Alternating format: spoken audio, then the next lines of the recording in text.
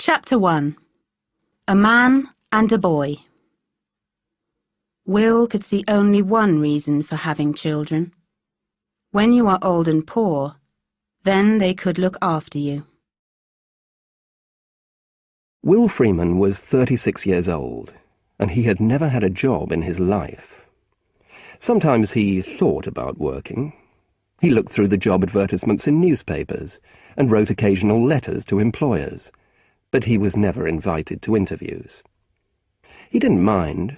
He was okay as he was. He was a cool guy with a cool lifestyle. He read quite a lot. He saw films in the afternoons. He went running. He cooked nice meals for himself and his friends. When he got bored, he went to Rome or New York or Barcelona for a few days.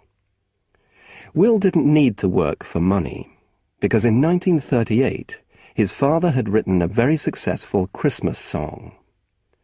Many famous singers had made recordings of this song, and each time Will's father had received royalties. Since his death, the royalties had come to Will. So Will had become rich without having to work at all. He was happy with his life. He lived in a nice flat in London and drove a fast car.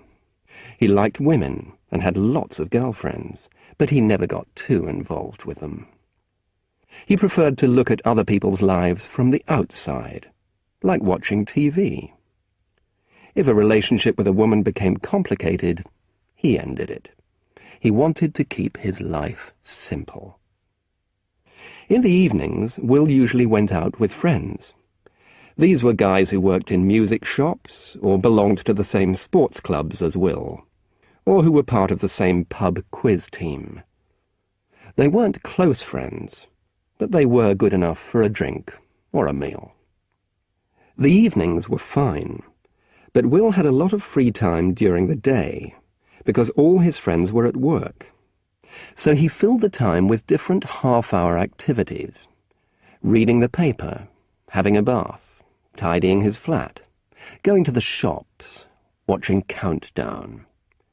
Countdown was an afternoon TV quiz show, and it was his favourite programme.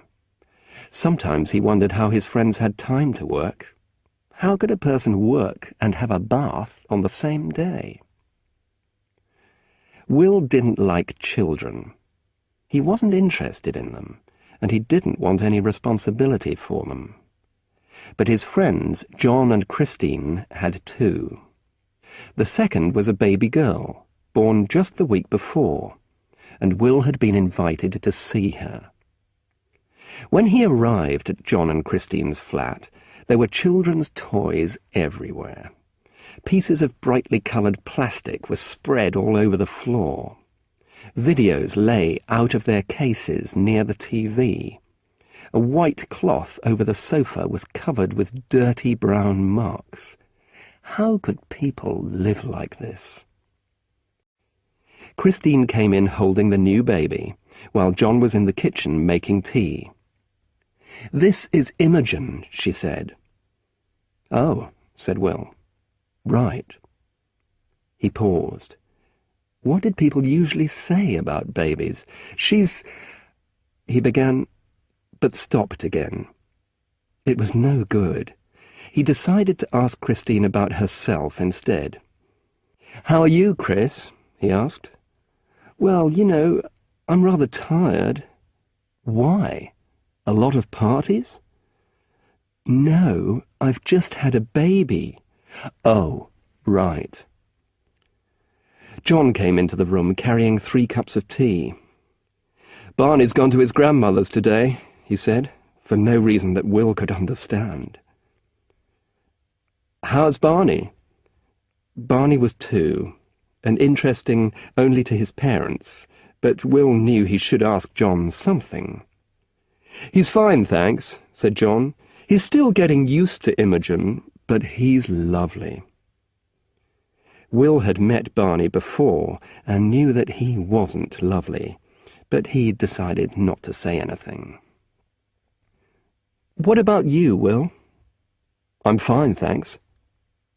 "Don't you want your own family?" "I can't think of anything worse," thought Will.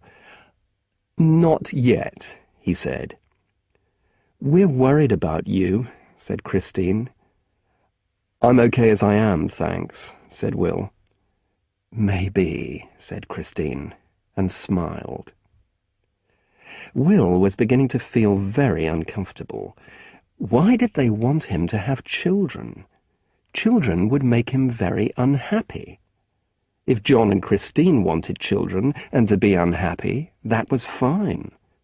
Will was sure that John and Christine were very unhappy, even if they didn't realize it. But why should they want him to be unhappy too? Will could see only one reason for having children. When you were old and poor, then they could look after you. But Will had plenty of money, so he didn't need toys on the floor or dirty sofas. John and Christine used to be okay, he thought. Will and a girlfriend had gone out to nightclubs with them once or twice a week, and they had all had a lot of fun.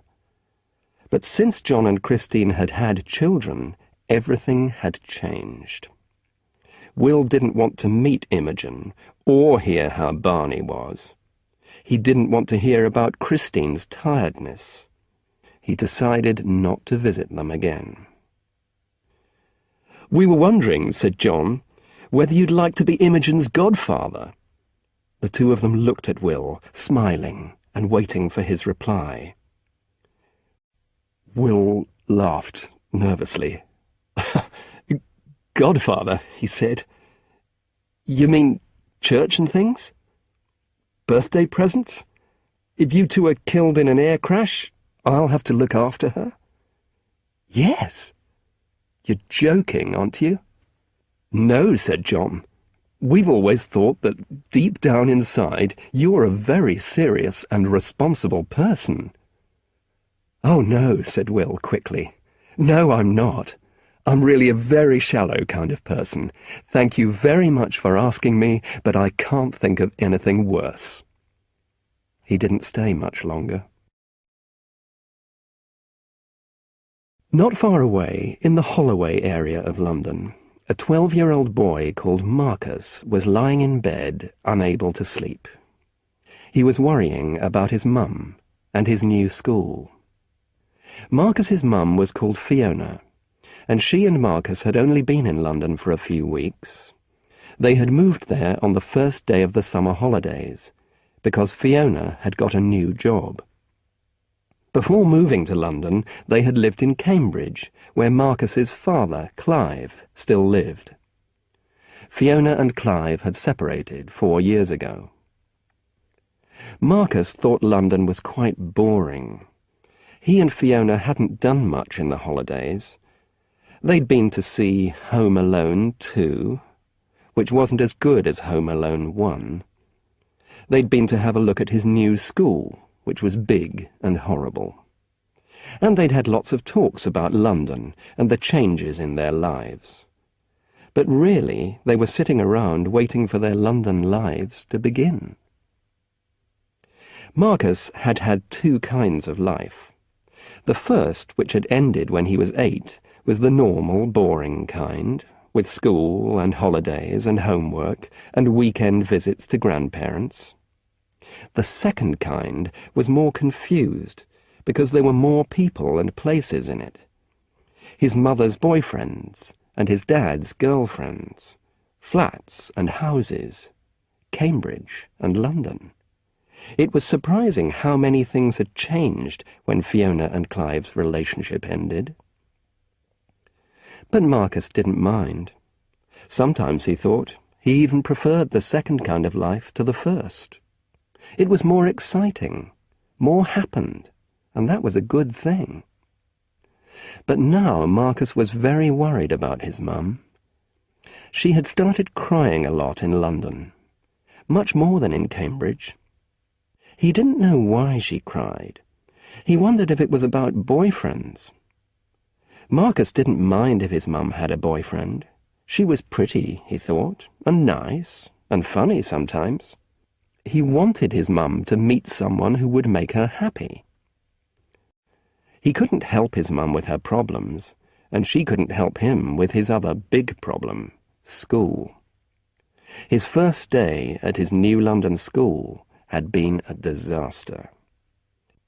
Marcus knew that he was different from most other kids of his age. He wasn't right for schools, not big secondary schools like the one in London. His school in Cambridge hadn't been so bad.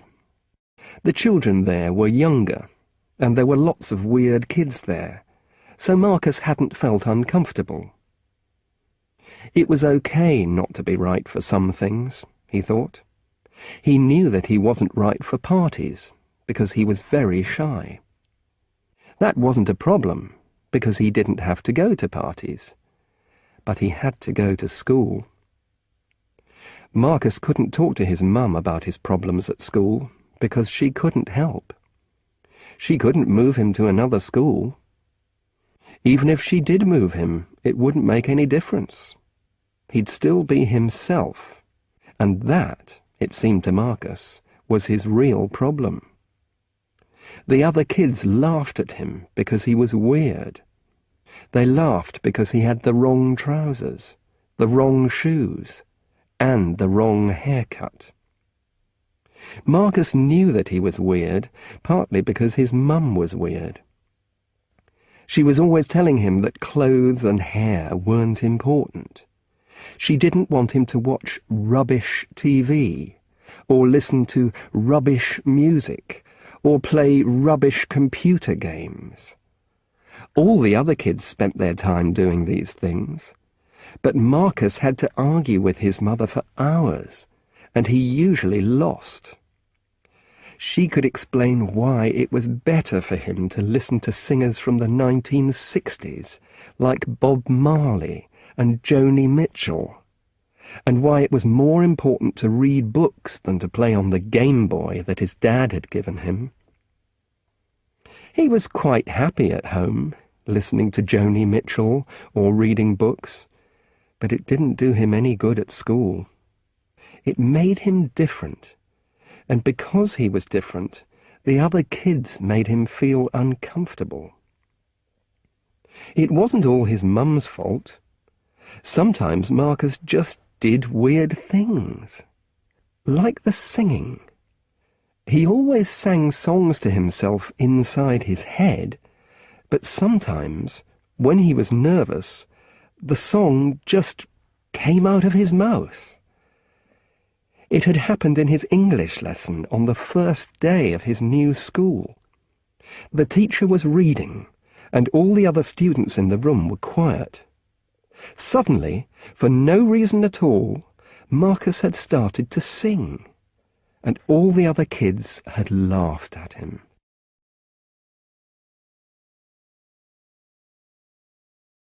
Chapter 2. Spat. Marcus was shocked. What did she mean they weren't doing each other any good? She wasn't doing him any good, but what had he done to her? Will first saw Angie in a music shop off the Holloway Road. She had lots of thick blonde hair, big blue eyes, and a lovely, sexy voice. She reminded him of Julie Christie, a beautiful film star. 2 days later, he saw her again in a cafe and started a conversation. By the time they had finished their coffee, he had her phone number. Will was rather surprised that Angie wanted to go out with him.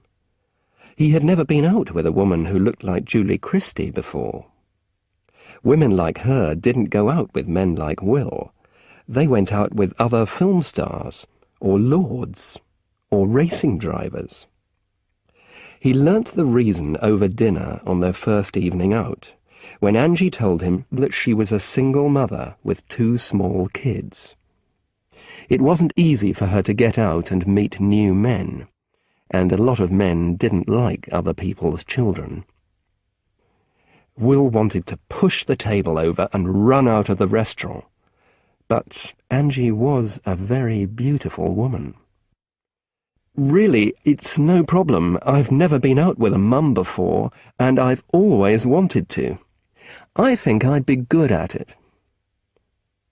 "Good at what?" Right. Good at what? What was he good at? That was the big question which he had never been able to answer. Maybe he would be good at children, although he hated them. Maybe he should give John and Christine and baby Imogen another chance. Maybe he was going to become Uncle Will. I don't know. Doing things that kids like. For the next few weeks, he was Will the good guy, and he loved it. It wasn't even very difficult. He played with Angie's children, and took them to McDonald's, and to parks, and for a boat trip on the river. It was a very good arrangement, he thought. He had never wanted to be a father, but this was different. He could walk hand in hand with a beautiful woman while the children played in front of them. Everybody could see him doing it, and at the end of the afternoon he could go home again if he wanted to. Angie made Will feel very good about himself. Suddenly he became better looking, a better lover, a better person. And she especially loved him because he wasn't her ex-husband, who had problems with drink and work, and who was sleeping with his secretary. Will went out with Angie for 6 weeks, but there were some things that he was beginning to find difficult. Once, he booked tickets for the opening night of a new film, but Angie was half an hour late because she couldn't get a babysitter. And when they spent the night together, it always had to be at her place, and she didn't have a video machine or many CDs. But just when Will was thinking about ending the relationship, Angie decided to finish it. "Will, I'm so sorry, but I'm not sure this is working. It's not your fault. You've been great. It's me. Well, my situation, anyway. I've met you at the wrong time of my life, and I'm not ready for a serious new relationship." It really was very strange, Will thought. Angie had believed he was serious about her, and he hadn't been serious at all. Now she was starting to cry. He had never before watched a woman cry without feeling responsible, and he was rather enjoying the experience. "You don't have to be sorry for anything, really." Of all the evenings he had spent with Angie, he loved the last one the best. The relationship had been perfect, and had finished in a perfect way, too. Usually when his relationships with women ended, he felt guilty, but this time he had nothing to feel guilty about. Will knew then that there would be other women like Angie, bright, attractive, single mothers, thousands of them, all over London, and he knew he had a lot to offer them. He could sleep with them, make them feel better about themselves, be a parent for a limited time, and walk away without feeling guilty. What more could a man want? One Monday morning, Marcus's mum started crying before breakfast, and it frightened him. Morning crying was something new, and it was a bad, bad sign. It meant that it could now start at any time of the day, without warning. When he went into the kitchen, she was sitting at the kitchen table in her nightclothes, a half-eaten piece of toast on her plate, her eyes red from crying. Marcus never said anything when she cried. He didn't know what to say. He didn't understand why she did it, and because he didn't understand, he couldn't help. So he stood there, staring at her, with his mouth open. "Do you want some tea?" she asked him in a sad little voice. "Yes, please." He made some toast, drank his tea, and picked up his bag. Then he gave his mother a kiss and went out. Neither of them said a word. What else could he do? On his way to school, he tried to work out what was wrong with her. What could be wrong that he didn't know about? He didn't think it was money problems. She had a job. She was a music teacher. So they weren't poor, although they weren't rich either. But they had enough money for the flat, and for food, and for holidays once a year, and even for occasional computer games. What else made you cry? Death? But he'd know if anybody important had died. He'd seen all his relatives, his grandparents, his Uncle Tom, and Uncle Tom's family at a party the week before, and they'd all been fine. Was it about men? He knew his mum wanted a boyfriend because she joked about it sometimes. But if she joked about it, why should she suddenly start crying about it? So what else was there? He tried to remember the other things that people cried about on TV programs. Prison? An unwanted baby? But Marcus had forgotten about his mum's problems by the time he was inside the school gates. He had his own problems to think about. A group of kids usually bullied him on his way across the playground. Today, though, they were at the other end, so he reached his classroom without difficulty. His friends Nicky and Mark were already there, playing a game on Mark's Game Boy. He went over to them. "All right?" Nicky said hello, but Mark was too busy to notice him. Marcus tried to watch the game, but he couldn't see the Game Boy very well, so he sat on a desk, waiting for them to finish. But when they finished, they started another game. They didn't offer him a game, or put the Game Boy away. Marcus felt he was being shut out, and he didn't know what he'd done wrong. "Are you going to the computer room at lunchtime?" he asked. That was how he knew Nicky and Mark. Through the computer club. It was a stupid question, because they always went to the computer room. It was the only place where they would be safe from the other kids. "Don't know," replied Nicky after a time. "What do you think, Mark?" "Don't know," said Mark. "Probably."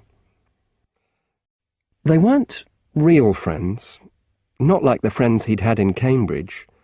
But he could talk to them because they were all different from the other kids in the class. All three of them wore glasses. None of them was interested in clothes, and they all liked computer games. Two older boys came and stood in the doorway. "Give us a song," they said to Marcus. Marcus didn't know these boys, but they'd probably heard about him singing in the English class. Mark and Nicky started to move away, leaving him alone. Then the older boys started insulting Mark and Nicky, and making jokes about girls and sex. Mark turned the Game Boy off, and all three of them stood, waiting for the boys to get bored and go away. Marcus tried to play a game inside his head, listing different kinds of chocolate. At last, the two older boys left. The three of them didn't say anything for a time. Then Nicky looked at Mark, and Mark looked at Nicky, and finally Mark spoke. "Marcus, we don't want you with us." "Oh," said Marcus.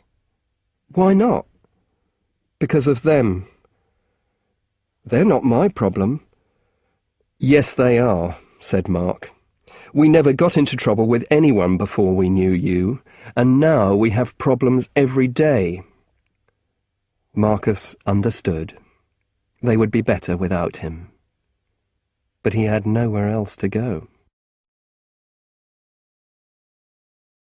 Will was looking for ways to meet single mums like Angie, but he didn't know where to find them. Where did single mums go? And how could he get their phone numbers? Then he had a wonderful idea. He would pretend to be a single father and join a single parents group. So he invented a 2-year-old son called Ned.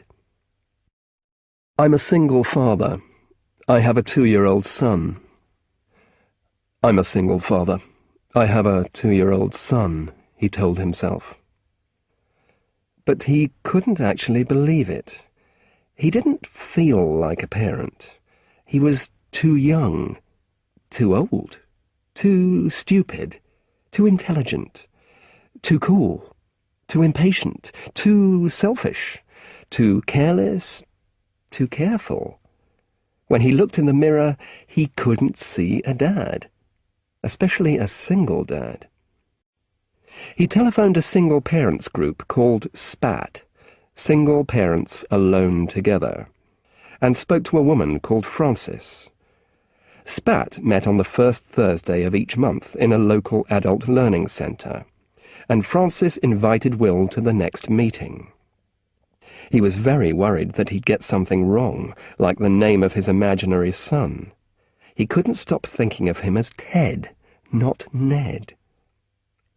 The centre was a depressing place with lots of classrooms.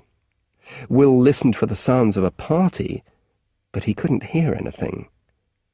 Finally, he noticed a small piece of paper on a classroom door with the word SPAT on it. There was only one woman in the room. She was taking bottles of white wine, beer, and water out of a box and putting them on a table in the centre of the room. All the other tables and chairs had been pushed to the back of the room. It was the most depressing place for a party that Will had ever seen. "Have I come to the right place?" he asked the woman.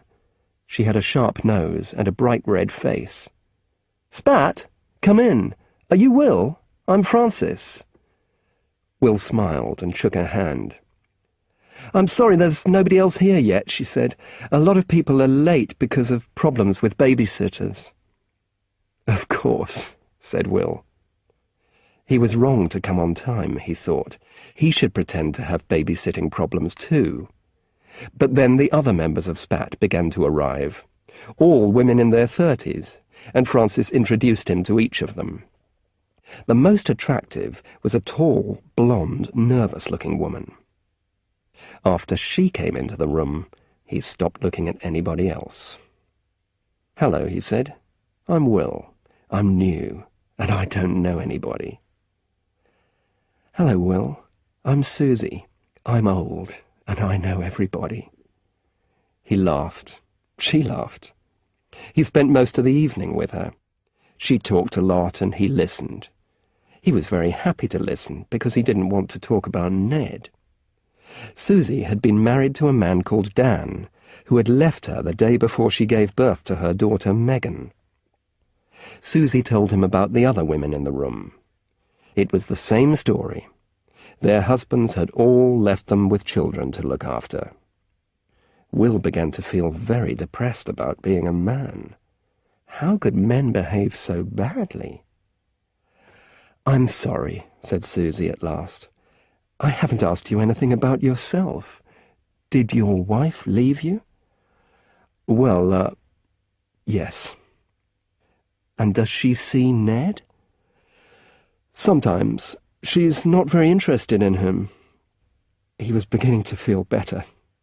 He could show her that women could behave badly too.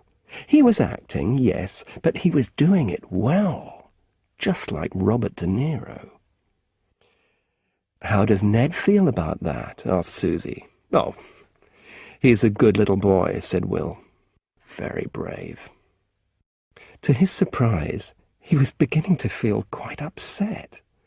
Susie put a hand on his arm. "She likes me," Will thought. "Great."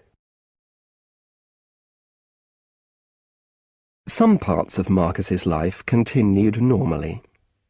He went to his dad's in Cambridge for the weekend and watched a lot of TV. On the Sunday, he and his dad and Lindsay, his dad's girlfriend, went to Lindsay's mum's house. Lindsay's mum lived by the sea. and they went for a long walk on the beach. Marcus liked Lindsay's mum.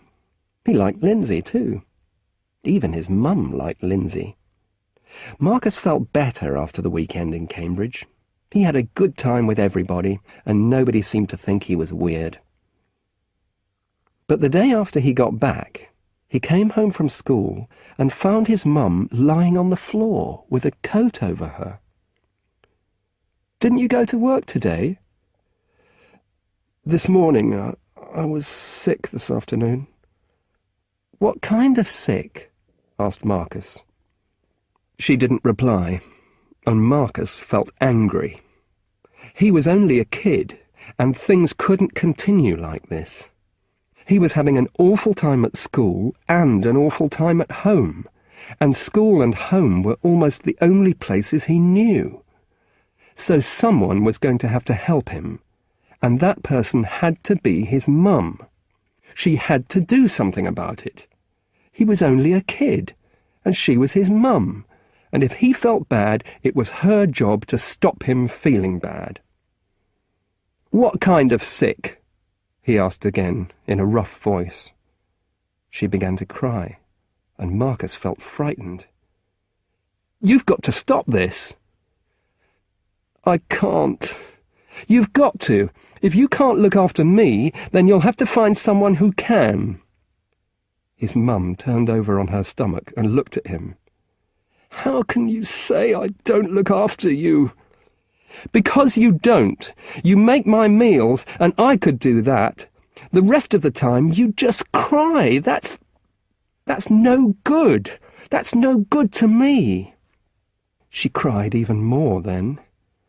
Marcus went upstairs and played a computer game. But when he came downstairs again, she had got up and was cooking supper. "You're going to a picnic on Saturday," she said suddenly. "A picnic? Where?" "In Regent's Park." "Who with?" "Susie." "Not that spat crowd." "Yes, that spat crowd. I hate them."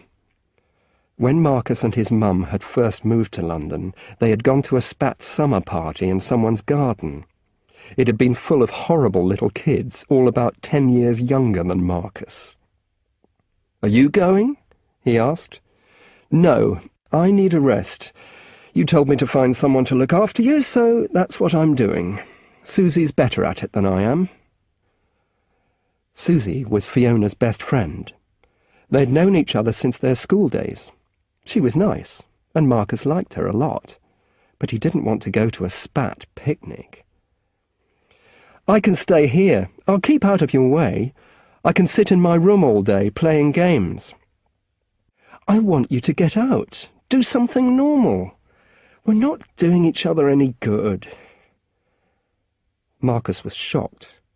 What did she mean they weren't doing each other any good? She wasn't doing him any good, but what had he done to her? He couldn't think of anything. He felt like crying too.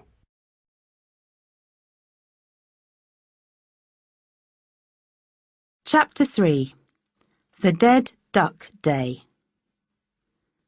"Fiona, how could you do this?" Susie screamed. "You've got a kid. How could you do this?" Will wanted to go to the spat picnic in Regent's Park because Susie was going. But he knew that Susie would expect Ned to be there too. So he had to invent a reason why Ned couldn't go. He telephoned Susie on the morning of the picnic and told her that his ex-wife had taken Ned out. "But that's terrible, Will," said Susie. "You can't let her change your plans like that." I know, he said. "And she's taken my car, too. Can I go with you to Regent's Park?" "Yes, of course," replied Susie. "I'm bringing a 12-year-old kid, too. Marcus, my friend Fiona's son. She's asked me to look after him for the day." All the way to the park, Susie talked about Will's ex-wife. She was very angry about Paula's behaviour. Had he called her Paula? Will couldn't remember. Things were getting rather complicated, he thought. How much longer could he continue pretending? And how could he ever invite Susie round to his flat? There were no toys there, and he didn't even have 2 bedrooms. They walked through the park to the lake. Susie was pushing her daughter, Megan, in a pushchair, and Marcus was walking beside them. Will thought Marcus was a weird kid. He had a very strange haircut and odd clothes. "I don't even know what you do," said Susie. "Nothing." He usually invented a job, but he had told enough lies. He had to give Susie something that was real. "Oh, well, what did you do before?" "Nothing." "You've never worked?" "Well, only for a day or 2. My dad wrote a famous song, and I lived from the royalties." "Michael Jackson makes £60 million an hour," said the weird kid. "How much do you make?" "Marcus," said Susie. "So, what's this song, Will?" Will told them. He hated telling people because the title sounded so silly. "Really?" Susie and Marcus both started singing the same part of the song.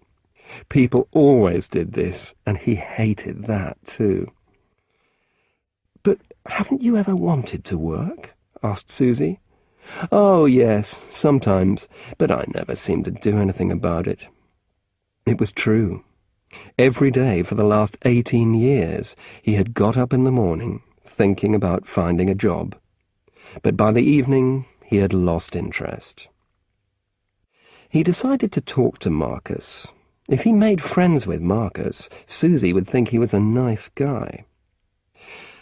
"So, Marcus," he said, "who's your favourite footballer?" "I hate football." "Right," said Will. "Well, who's your favourite singer?" "Are you getting these questions out of a book?" asked Marcus. Susie laughed, and Will's face turned red. "No," he said, "I'm just interested." "OK," said Marcus. "Well, it's Joni Mitchell." "Really?" said Will in surprise. "Does everyone in your school listen to Joni Mitchell?" "Most people." Will was confused. He read a lot of modern music magazines, but none of them had said anything about Joni Mitchell's new popularity. Marcus turned away, so Will began to talk to Susie. "Do you often have to look after him?" he asked. "Not often, but Fiona, his mum, isn't feeling very well." "She's going crazy," said Marcus calmly. "Cries all the time. Doesn't go to work." "She isn't crazy, she just needs a rest." They could see the spat crowd of mothers and children sitting by the lake in front of them. The mothers were pouring juice into cups, and the children were eating sandwiches. Will played with the children for most of the afternoon. He kept away from the adults sitting on blankets under a tree because he didn't want to have to answer difficult questions about Ned. He kept away from Marcus, too. Marcus was walking round the lake, throwing bits of his sandwich at the ducks. Later, Susie came to talk to him. "You miss him, don't you?" "Who?" He meant it. He had no idea what she was talking about. But then he remembered about Ned. "I'll see him later." "What's he like?" asked Susie. "Oh, nice. He's a really nice boy." Before Susie could ask more questions, Marcus ran over to them. He seemed very nervous and upset. "I think I've killed a duck," he said. Will, Susie, Marcus and Megan stood on the path by the edge of the lake, staring at the duck's dead body in the water. "What happened, Marcus?" Will asked. "I don't know. I was just throwing a piece of my sandwich at it. I didn't mean to kill it." What's that in the water next to it? Is that the bread you threw at it?" "Yes," said Marcus. He didn't like Will much, so he didn't want to answer his questions. "That's not a sandwich, that's a loaf," said Will. "I'm not surprised the duck was killed." "Perhaps I didn't kill it," said Marcus. "Perhaps it died because it was ill." Nobody said anything. They were all staring so hard at the scene of the crime that they didn't notice the park keeper standing next to them. Marcus felt very frightened. He would be in big trouble now. "One of your ducks has died," said Will. He made it sound like the saddest thing he'd ever seen. Marcus looked up at him. Maybe Will wasn't such a bad guy. "I was told it was your boy's fault," said the park keeper. "It's a crime to kill a duck, you know." "Are you suggesting that Marcus killed this duck? Marcus loves ducks. Don't you, Marcus?" "Yes," said Marcus. "They're my favourite animal. My favourite bird." This was rubbish, because he hated all animals, but he thought it helped. "I was told he was throwing enormous loaves at it." "No," said Will. "He was throwing bread at the duck's body. He wanted to sink it because the sight of a dead bird was upsetting my friend's little girl, Megan." There was a silence. At last the park keeper spoke. "Well, I'll have to go into the water and get it," he said. Marcus felt much better. He wouldn't have to go to prison. They were walking back to the rest of the spat group when a strange thing happened. Marcus saw, or thought he saw, his mum. She was standing on the path in front of them, and she was smiling. But when he looked again, she wasn't there. Usually, when Susie took Marcus home after a day out, she left him outside his flat and waited until he got inside. But today, she parked the car and lifted Megan out in her car seat. She was never able to explain why she had done this. Will wasn't invited, but he followed them in. Marcus put the key in the door of the flat and opened it, and a new part of his life began, without any warning at all. His mum was half on and half off the sofa. Her face was white, and there was a pool of sick on the carpet, and an empty pill bottle beside her. He couldn't speak. He didn't know what to say. He didn't cry, either. The situation was much too serious for that.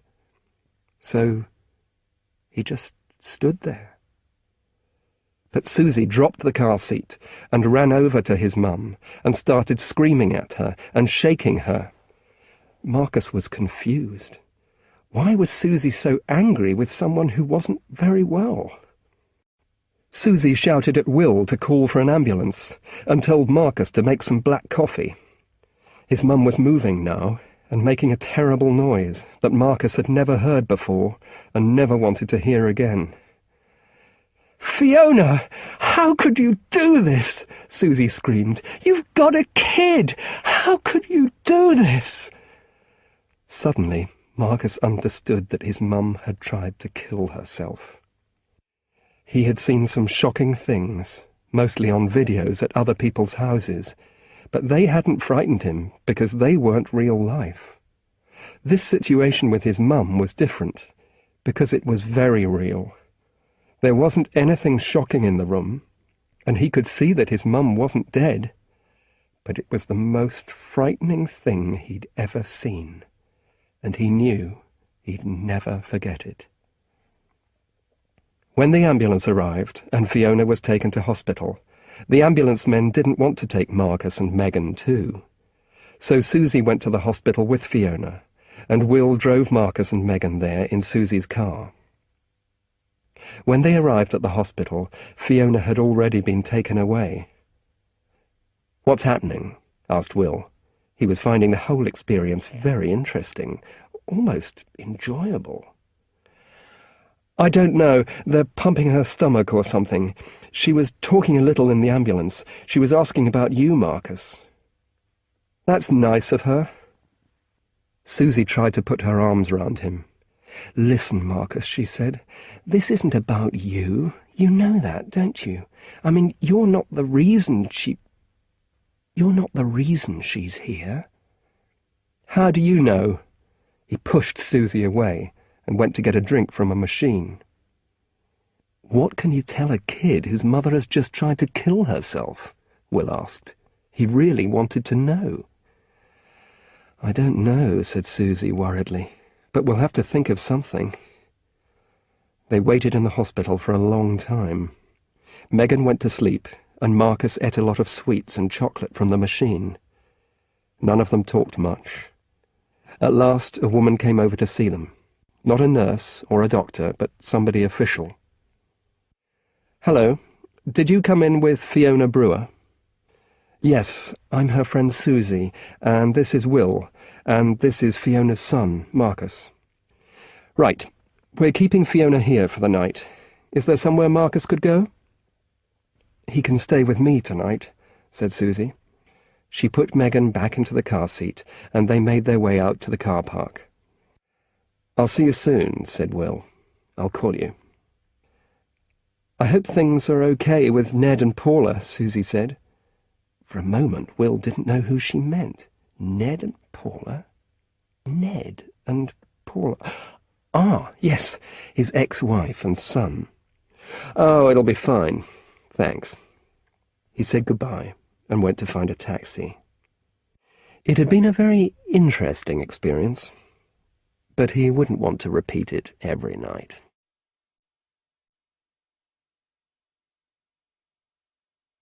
Chapter 4.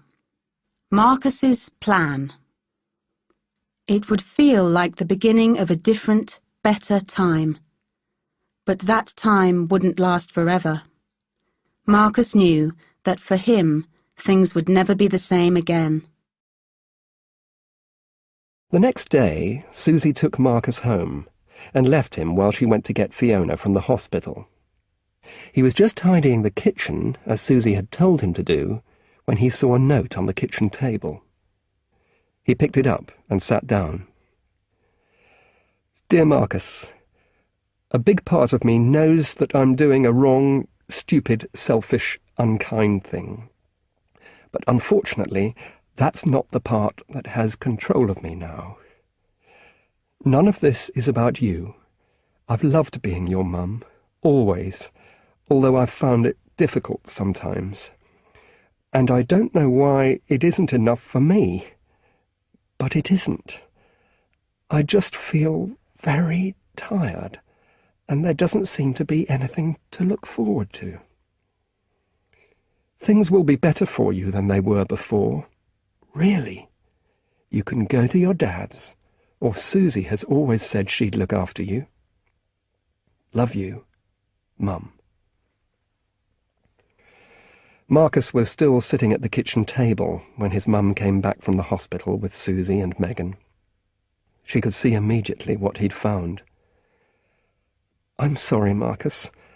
I'd forgotten about the note." "You forgot? You forgot you wrote a letter about killing yourself?" "Well, I didn't think I'd ever have to remember it, did I?" She laughed at that. She actually laughed. That was his mother. When she wasn't crying at breakfast, she was laughing about killing herself. "It was stupid of me to leave Marcus here before I went to get you," said Susie. I wasn't thinking." "Susie, none of this is your fault, but maybe Marcus and I ought to have a little talk alone." "Of course," said Susie. She gave Marcus a kiss. "She's fine," she whispered, loud enough for his mum to hear. "Don't worry about her." When Susie had gone, Fiona made tea and sat down at the table with Marcus. Are you angry with me? What do you think? Because of the letter? Because of the letter? Because of what you did? Everything? I can understand that. I don't feel the same as I did on Saturday, if that's any help. So your problems have all just gone away? No, but at the moment I feel better. At the moment's no good to me, said Marcus. I can see that you're better at the moment. You've just made tea. But what happens when I go back to school? I can't be here to watch you all the time. No, I know, but we've got to look after each other. Marcus was no longer interested in what his mum said. The important thing was what she did, or what she was going to do. She wasn't going to try and kill herself again today. She'd drink her tea, and tonight they'd watch TV, and it would feel like the beginning of a different, better time. But that time wouldn't last forever. Marcus knew that, for him, things would never be the same again. 2 people in a family weren't enough. He'd always thought that 2 was a good number, and that he'd hate to live in a family of 3 or 4 or 5. But now he could see that if there were lots of people in a family, and one of them died, you wouldn't be left on your own. But how could he make his family grow? He was going to have to find a way. Will kept thinking about Marcus and Fiona. There wasn't much else happening in his life, so he had a lot of time to think about them. He had a strange thought. Perhaps he should try and help them. He telephoned Susie. I was wondering how Marcus and Fiona are, he said. Not too bad, I think. She hasn't gone back to work, but Marcus went to school today. Listen, do you think there's any way I could help? Perhaps I could take Marcus out. Would you like to? Said Susie. I could ask Fiona. Thanks, said Will. And it would be nice to see you and Megan again soon. Yes, said Susie. I'm looking forward to meeting Ned. Will bought Time Out, a magazine with information about events in London. He was looking for something that a 12-year-old boy might like to do on a Saturday. He tried to remember what he liked doing at Marcus's age, but he couldn't. Then the telephone rang. Hi, Will. It's Marcus. Hi, Marcus. Susie said you want to take me out for the day on Saturday. I'll come if my mum can come too. What? I'll come if my mum can come too. And she hasn't got any money, so we'll either have to go somewhere cheap or you'll have to pay for us. Well, wouldn't it be better with just you and me? Your mum could stay at home and have a rest. Suddenly, Will remembered last Saturday. They had left Fiona at home to rest, and she had tried to kill herself. I'm sorry, Marcus, he said quickly. I wasn't thinking. Of course your mum can come too. That would be great. We haven't got a car. You'll have to bring yours. And you can bring your little boy if you like. He laughed. Thanks. That's okay, said Marcus generously. He'll be with his mum again on Saturday. Fine. Come round at about 12:30. You remember where we live? Flat 2, 31, Cranesfield Road, Islington, London, N1 2SF. Right, said Will. See you then.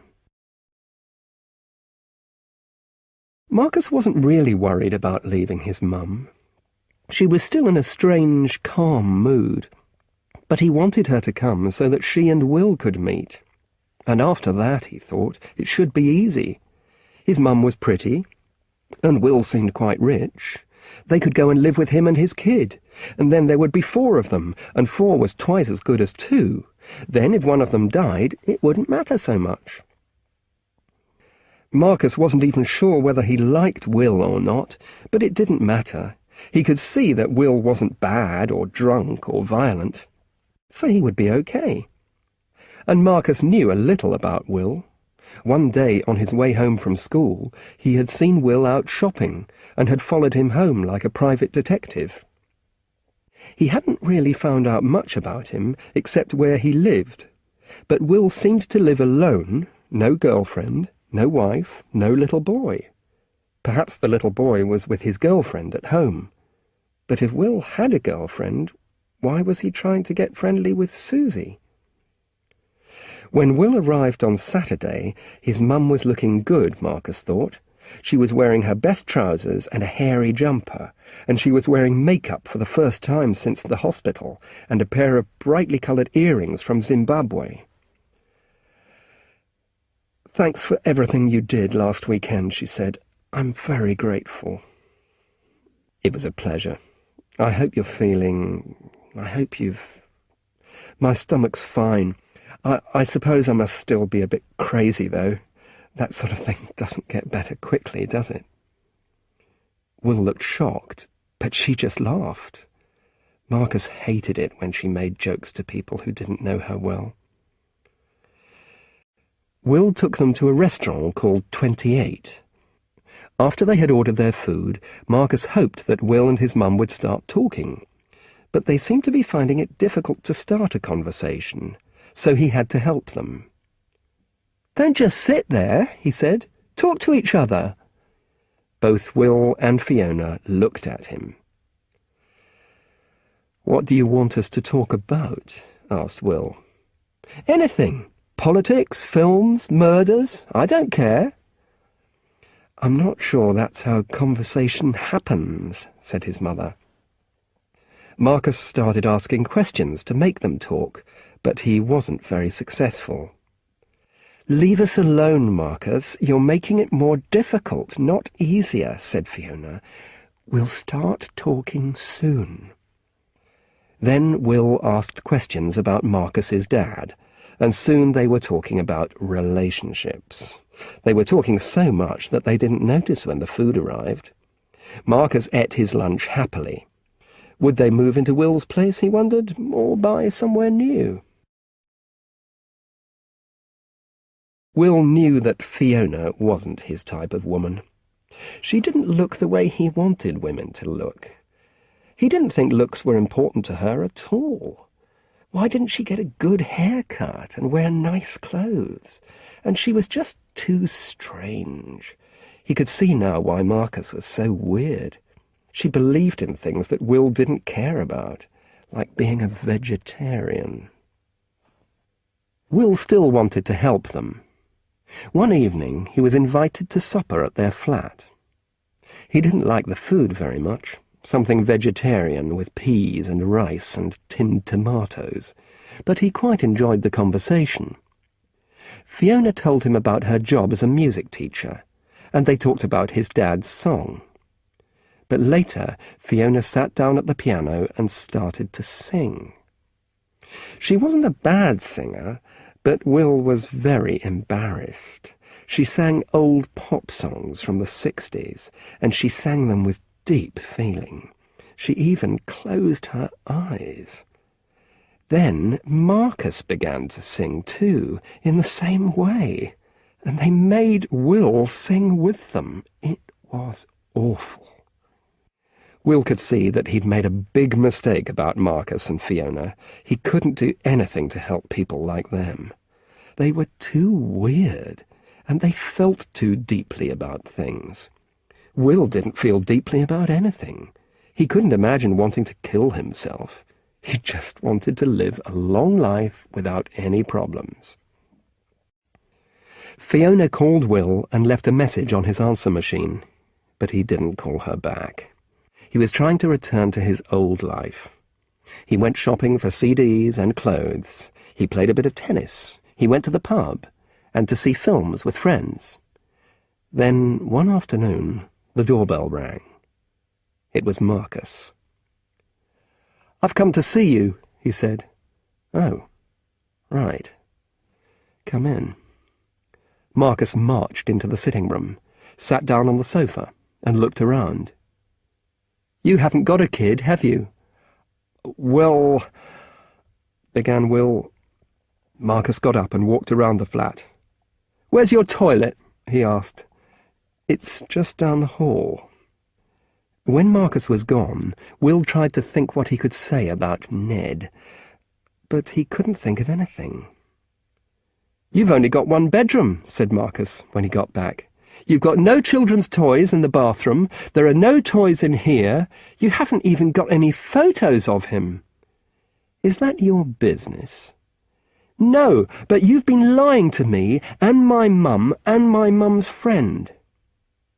"Who told you where I live?" "I followed you here once." "Why don't you just go home, Marcus?" "All right, but I'm going to tell my mum." Will couldn't think of any explanation to give Marcus except the truth, that he had invented a child so he could join a single parents group and meet women, and the truth sounded much worse than he had ever intended. "Listen, Will," said Marcus, "I won't say anything to my mum if you go out with her." "Why do you want your mum to go out with someone like me?" "I don't think you're too bad. I mean, you told lies, but you seem okay. She's sad, and I think she'd like a boyfriend." "Marcus, I can't go out with someone just because you want me to. I have to like the person too." "What's wrong with her?" "Nothing's wrong with her, but—" "You want to go out with Susie, don't you?" "I don't want to talk about this with you." "I thought so." "I didn't say anything. I just said—" "Listen, I really don't want to talk about this with you. Go home." "OK," said Marcus, "but I'll be back." When Will had joined SPAT, he'd imagined entering the world of single mothers and their sweet children. He hadn't imagined Marcus, and he hadn't expected anyone to break into his world. He was one of life's visitors. He didn't want to be visited.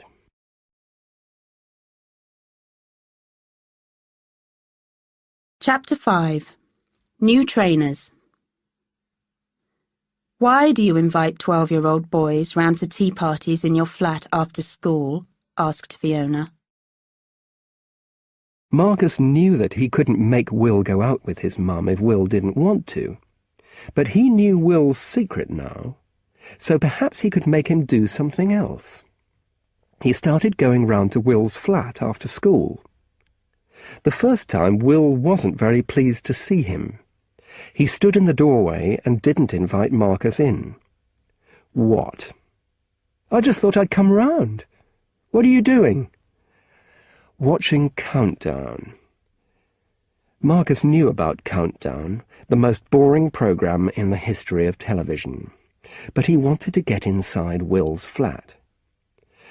"I could watch it with you if you want. I really like it." Will looked at him for a time.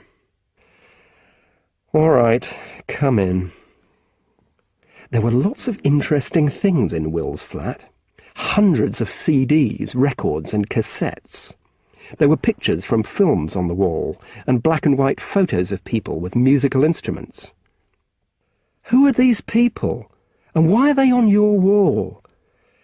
"They're musicians, and they're on my wall because I like their music and they're cool." "Why are they cool?" "I don't know. Because they took drugs and died, probably." Marcus thought he wouldn't want pictures on his wall of people who took drugs and died.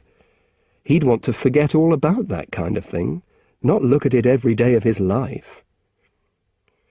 Will made tea in the kitchen. Then they went back into the living room and sat down on the sofa. "Do you like school?" Will asked. "No, I hate it." "Why? Do the other kids bully you?" Marcus looked at him. How did he know that? "Not really.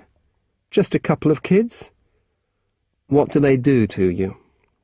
"Nothing really. Just, say things about my hair and glasses and my singing. Sometimes I sing without noticing." Will laughed. "It's not funny." "I'm sorry, but you could do something about your hair. You could have it cut in the way you want it. This is how I want it. Why do you want your hair like that? Because that's how it grows, and I hate going to the hairdresser. I can see that. How often do you go? Never. My mum cuts it. Your mum? How old are you? 12? You're old enough to get your hair cut yourself.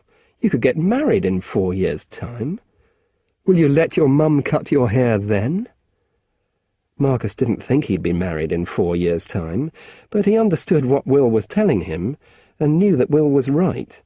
But there was another way of looking at the situation. If his mum was going to cut his hair in 4 years' time, then she would still be alive. Marcus visited Will a lot that autumn, and by about the 3rd or 4th visit he felt that Will was getting used to him. They didn't talk about much at first, but one day Will said, "How's the situation at home?" for no reason that Marcus could understand. "You mean my mum?" "Yes." "She's all right, thanks." Marcus had never talked about it, and he'd never said how he felt, but what he felt, all the time, every day, was a horrible fear. This was the main reason why he came round to Will's after school. Every time he climbed the stairs at home, he remembered the dead duck day. When he saw his mum watching the news, or eating or preparing work on the dining table, he wanted to cry, or be sick or something. But he couldn't talk about it. "Are you still worried about her?" "A bit, when I think about it." "How often do you think about it?" "I don't know." He thought about it all the time. All the time. All the time. Could he say that to Will? He didn't know. He couldn't say it to his mum, or to his dad, or to Susie. They would all be too worried about him. He just wanted a promise from someone, anyone, that it wouldn't happen again, ever. And no one could do that. Will was wishing that he hadn't asked Marcus about Fiona, because it was clear that the boy was very upset. Will wasn't used to coping with people with real-life problems. He liked watching people's problems on TV, but he'd never had anyone with problems on his sofa before. Sometimes they managed conversations about other things, like Marcus's dad. "Do you see your dad often?" "Quite often. Some weekends. He's got a girlfriend called Lindsay. She's nice." "Would you like to see him more than you do?" "No." "Well, that's all right then." The next week, while Will was watching Countdown as usual, he was interrupted by a long, urgent ring on the doorbell. He got up off the sofa and opened the door.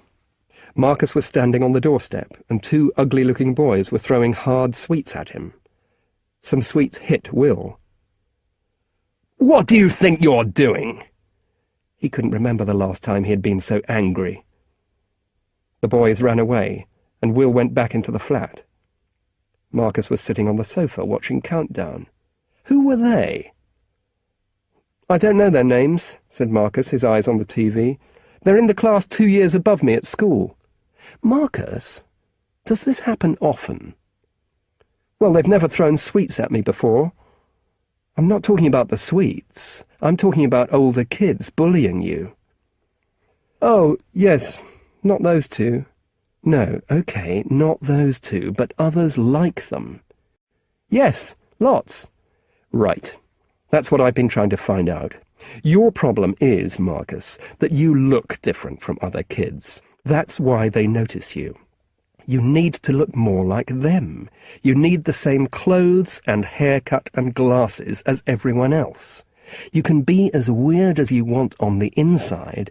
Just do something about the outside." Will took Marcus shopping in Holloway Road and bought him a pair of expensive Adidas trainers. Marcus thought they were cool, and Will was pleased.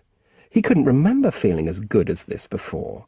He had made an unhappy boy happy, and there hadn't been any advantage in it for him at all. He didn't even want to sleep with the boy's mother. But the next day, Marcus's new trainers were stolen. He came home from school wearing only a pair of black socks. "Where are your shoes?" Fiona screamed. She hadn't noticed that he had been wearing new trainers. "Stolen." "Stolen? Why would anyone want to steal your shoes?" "Because—" He was going to have to tell her the truth, although he knew the truth would lead to a lot of questions. "Because they were nice ones. They were new Adidas trainers. Will bought them for me." "Will who? Will the guy who took us to lunch?" "Yes, the guy from Spat. He's become my friend." "He's become your friend?" Marcus was right. His mum had lots of questions, but she asked them in a very boring way. She just repeated the last thing he said, made it into a question, and shouted. "I go round to his flat after school." "You go round to his flat after school?" "Well, you see, he doesn't really have a kid." "He doesn't really have a kid?" When the questions had finished, he was in a lot of trouble, although probably not as much trouble as Will. Marcus put his old shoes back on, and then he and his mother went straight to Will's flat. Will opened the door, and Fiona immediately started shouting at him about Spat and his imaginary son. At first, Will looked embarrassed. He had no answers to her questions, so he stood there, staring at the floor. But as it continued, he started to get angry too. "Why do you invite 12-year-old boys round to tea parties in your flat after school?" asked Fiona. Will looked at her. "Are you suggesting what I think you're suggesting?" He went red in the face and started shouting very loudly. "Your son invites himself round here. Sometimes he's followed by other kids who attack him. I could leave him outside, but I let him in for his own safety. I won't do it again. Now, if you've finished, you can both get out of here." "I haven't finished yet, actually. Why did you buy him a pair of expensive trainers?" Because look at him." "What's wrong with him?" Will looked at her. "You really don't know, do you? Marcus is being eaten alive at school by the other kids. He gets bullied every day." "Marcus is doing fine," his mother said. Marcus couldn't believe she'd said that. He wasn't doing fine. His mum was being blind and stupid and crazy. "You're joking," said Will. "I know he's taking some time to get used to his new school, but—" Will laughed. "Oh, yes, and after a couple of weeks he'll be okay. When they've stopped stealing his shoes and following him home from school, everything will be great." That was wrong. They were all mad. "I don't think so," said Marcus. "It's going to take more than a couple of weeks." "It's okay. I know," said Will. "I was joking." Marcus didn't think there was much to joke about in the situation, but he was very pleased that Will understood what was happening to him at school. He'd only known Will for a short time, and he'd known his mother all his life, so why could Will understand and his mother couldn't? But now his mother understood too, because Will had told her. "You're not going to Will's again," Fiona said to Marcus on the bus on the way home. "If you've got anything to say, you say it to me. If you need new clothes, I'll get them." "But you don't know what I need." "I don't know what I need. Only Will knows. He knows what kids wear." "We don't need that kind of person. We're doing all right our way. Marcus, I've been your mother for 12 years. I do know what I'm doing." Marcus didn't think either of them was doing all right. He wondered if his mother had a kind of plan for him. In the next few days, he began to notice the way she talked to him. He was interested in everything she said about what he should watch on TV, or listen to, or read, or eat. She had always said it was important to talk about things, and that she wanted him to think for himself. They had often discussed what was bad about fashion, and modern pop music, and computer games. But if she didn't like what he said, she argued with him until he agreed with her. But he hadn't agreed, really. He'd just lost the argument. "I've been thinking for myself," he said, "and I want to go round to Will's flat after school." "No, he's a rich guy who doesn't work, who tells lies, and he understands about school. He bought me those trainers. He knows things." He was getting annoyed. "I'm thinking for myself, and it doesn't work. You always win." "Marcus, it's not enough to tell me you're thinking for yourself. You've got to show me, too. Give me a good reason why you want to go round to Will's." Marcus gave her a reason. It wasn't the right reason, and he felt bad saying it because it made her cry. But it was a good reason, and he won the argument. "Because I need a father." Chapter 6. Ellie. OK, listen, everybody. I want you to meet Marcus. He's the only other person in the whole school who likes Kurt Cobain. Will hadn't seen Marcus for a week, and hadn't thought about him much. He preferred watching Countdown alone anyway. Then Fiona phoned. "Marcus seems to think he needs an adult male in his life, like a father. He talked about you." "Listen, Fiona, I definitely don't need a son in my life. Why doesn't he use his own father as a father?" "His father lives in Cambridge. It's a long way." "You told me not to see Marcus again. Fine.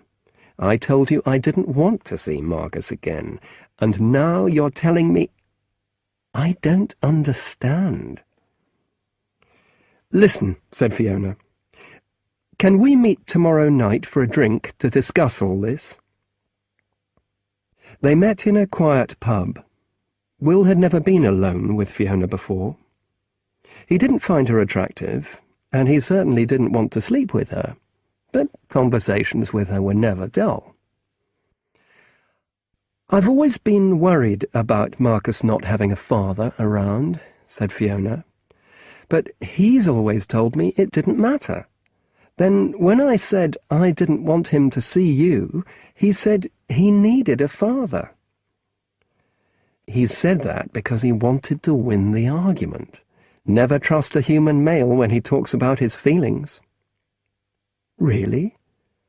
Well, maybe it's best if he doesn't see you." "What do you want me to do if he rings the doorbell?" "Don't let him in." "Right." Marcus was waiting for Fiona at home. He didn't like the idea of his mum talking to Will, because he'd stopped believing that he and his mum and Will and Ned were going to live together in Will's flat. Ned didn't exist, and Will and Fiona didn't like each other very much. When Fiona came back, he looked at her face to see if she was angry or depressed, but she seemed okay. "Did you have a good time?" "It was okay, but you're not going round there again. He's not going to answer the door. He told me." Marcus wasn't worried. He knew how loudly Will's doorbell rang inside the flat, and he knew he could ring it for a very long time. Fiona had made a complaint to the school about Marcus's new trainers being stolen, so he had to go and see the head teacher, Mrs. Morrison. He was waiting outside her office when a girl called Ellie McRae came and sat down next to him. Ellie was 15, and she was famous in the school. She wore a lot of black eye makeup and cut her own hair, and she was always in trouble, usually for something serious. They sat in silence for a time. Then Marcus thought he'd try to talk to Ellie. His mum was always saying he should talk to people at school. "Hello, Ellie. How does a little boy like you know my name?" "You're famous." He knew this was a mistake immediately. "What am I famous for?" "Don't know." "Yes, you do. I'm famous because I'm always in trouble. Do you know what I'm in trouble for this time? It's this sweatshirt. They don't want me to wear it, and I don't want to take it off, so there's going to be an argument." Marcus looked at Ellie's sweatshirt. It had a picture on it of a guy with long blonde hair, big eyes, and half a beard. "Who's that?" he asked politely. "Don't you know? It's Kurt Cobain." "Oh, yes." Marcus had never heard of Kurt Cobain, but that wasn't surprising. He'd never heard of anybody. "What does he do?" "He's a footballer. He plays for Manchester United." "Does he?" Marcus thought that the guy on Ellie's sweatshirt looked more like a singer than a footballer. Footballers weren't sad, usually, and this man looked sad. Just then Mrs. Morrison's door opened, and 2 young kids came out. "Come in, Marcus," said Mrs. Morrison. Marcus's talk with Mrs. Morrison didn't go very well. She asked him about the boys who stole his trainers, and he said he didn't know who they were. This wasn't true, of course, but he didn't want any more trouble from them. "Marcus, if the other kids are bullying you, why don't you just keep out of their way?" Marcus was annoyed. Did she think he was stupid? Did she think he went looking for trouble? "I have tried," he said. "Maybe you haven't tried hard enough." Marcus stood up to go. He'd had enough. She wasn't going to be helpful because she didn't like him. Nobody at this school liked him, and he didn't understand why. "Sit down, Marcus. I haven't finished with you." "But I've finished with you." He had never been rude to a teacher before, and he was very surprised at himself. He walked out of Mrs. Morrison's office and out of the school. Marcus was walking slowly along Upper Street when Will saw him.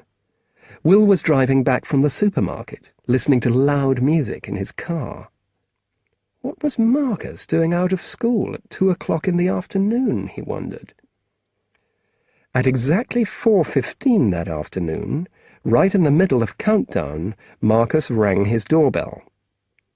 At first Will didn't answer, but Marcus rang and rang. Will turned off the TV and put on some music by the pop group Nirvana, hoping that Marcus would go away. But Marcus didn't stop ringing the bell. So finally Will opened the door and let him in. "You shouldn't be here. I came to ask you something. I want you to take me and a friend to a football match." "You don't like football." "I do now," said Marcus. "I like Manchester United, and I like a player called Kurt Cobain. He's got long blonde hair and a beard."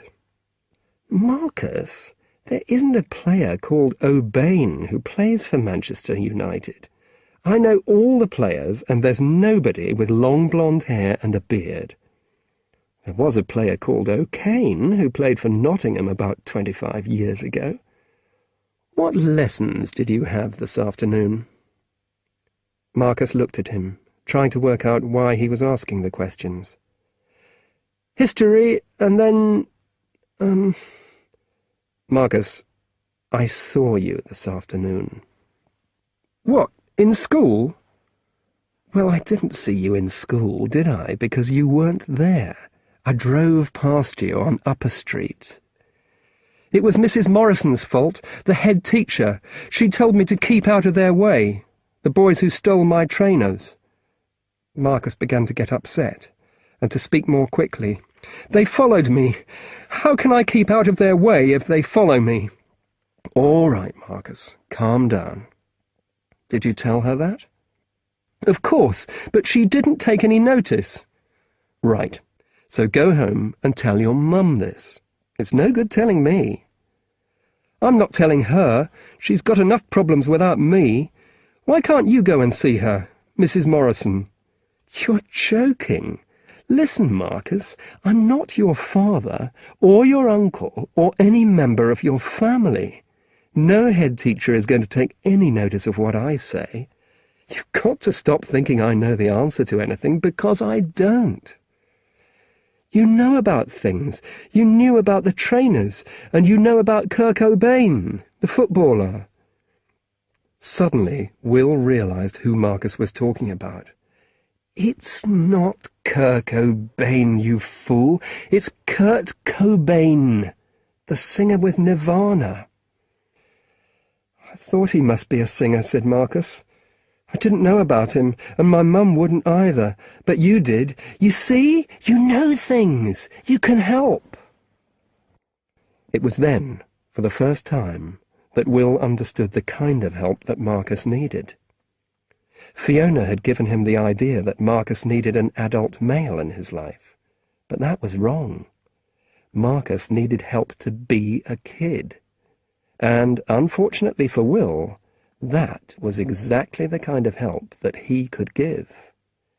Will couldn't tell Marcus how to grow up, or how to cope with a mother who wanted to kill herself, but he could certainly tell him that Kurt Cobain wasn't a footballer.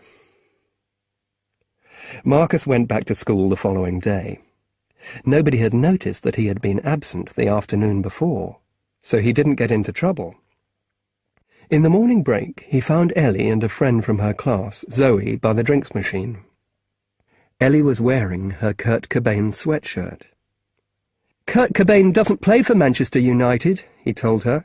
He sings for Nirvana. A friend of mine has got one of their CDs. Never mind." "Thanks for telling me," said Ellie, and laughed. "What year's your friend in? I didn't think anyone in this school liked Nirvana. And what do you think of them?" "He's left school. He's quite old. And I don't know what I think of Nirvana." Will had played him some of their music the evening before. It had been very noisy, with a lot of shouting, but there had been some quiet bits too. He didn't think he would ever like it as much as Joni Mitchell or Mozart, but he could understand why Ellie might like it. "It's a bit noisy," said Marcus, "but the picture on the cover is very interesting." It was a picture of a baby swimming after a dollar note. Will had said something about the picture, but he couldn't remember what it was. "I think the cover has a meaning, something about society." Ellie and Zoe looked at each other and laughed.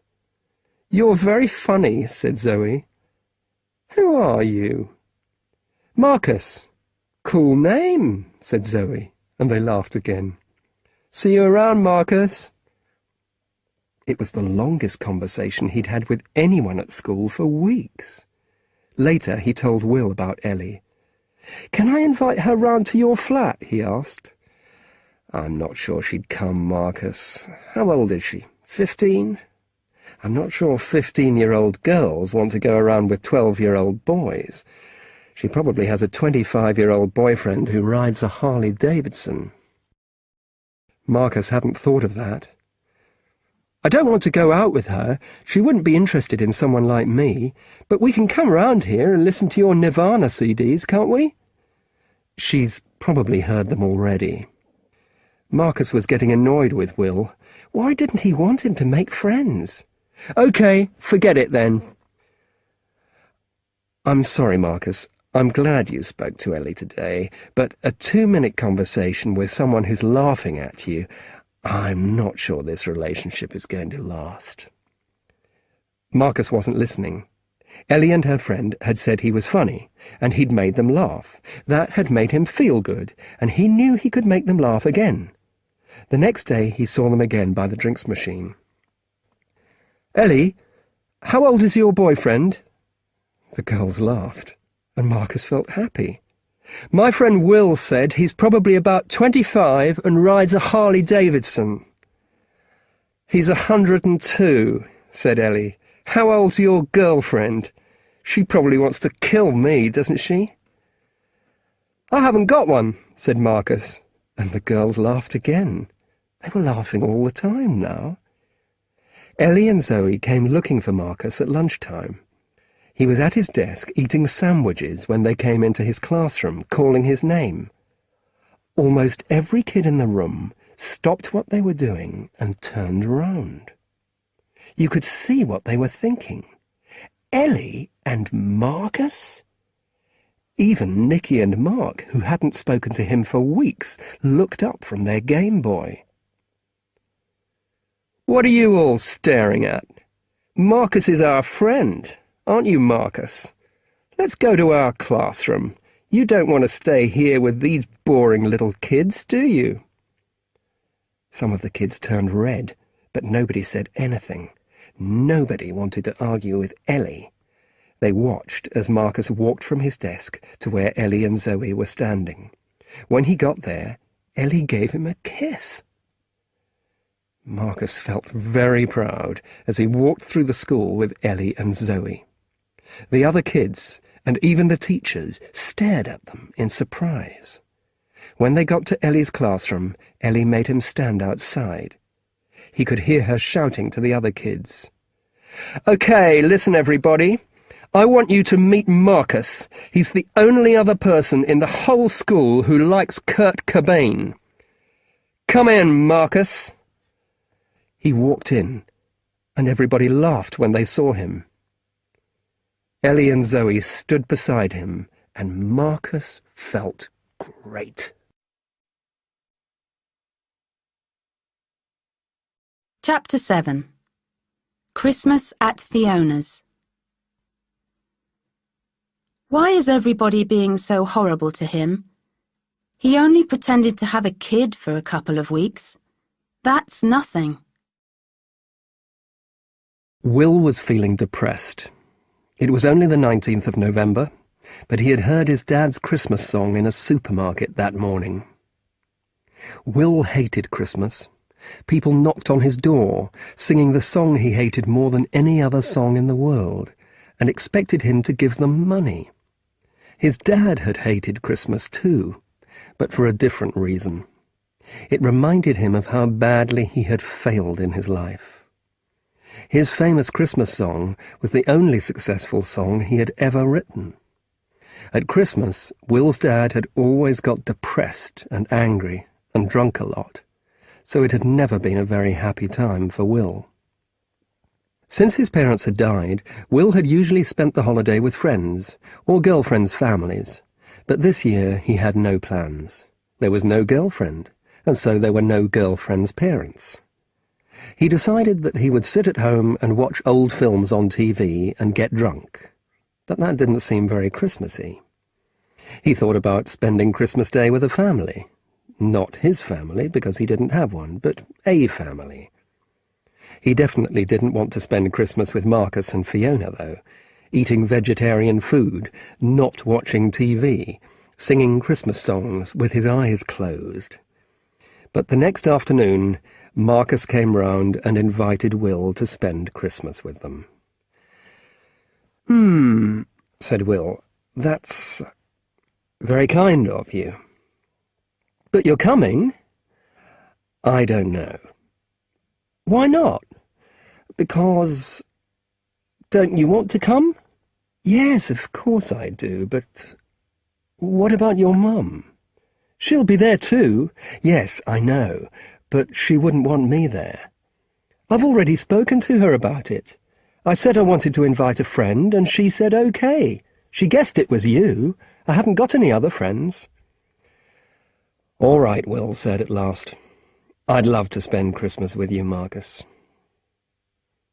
When he arrived at Marcus and Fiona's flat on Christmas Day, he was pleased to find other people there too. There was Marcus's dad, Clive, and his girlfriend, Lindsay, and his girlfriend's mum, all sitting in a line on the sofa.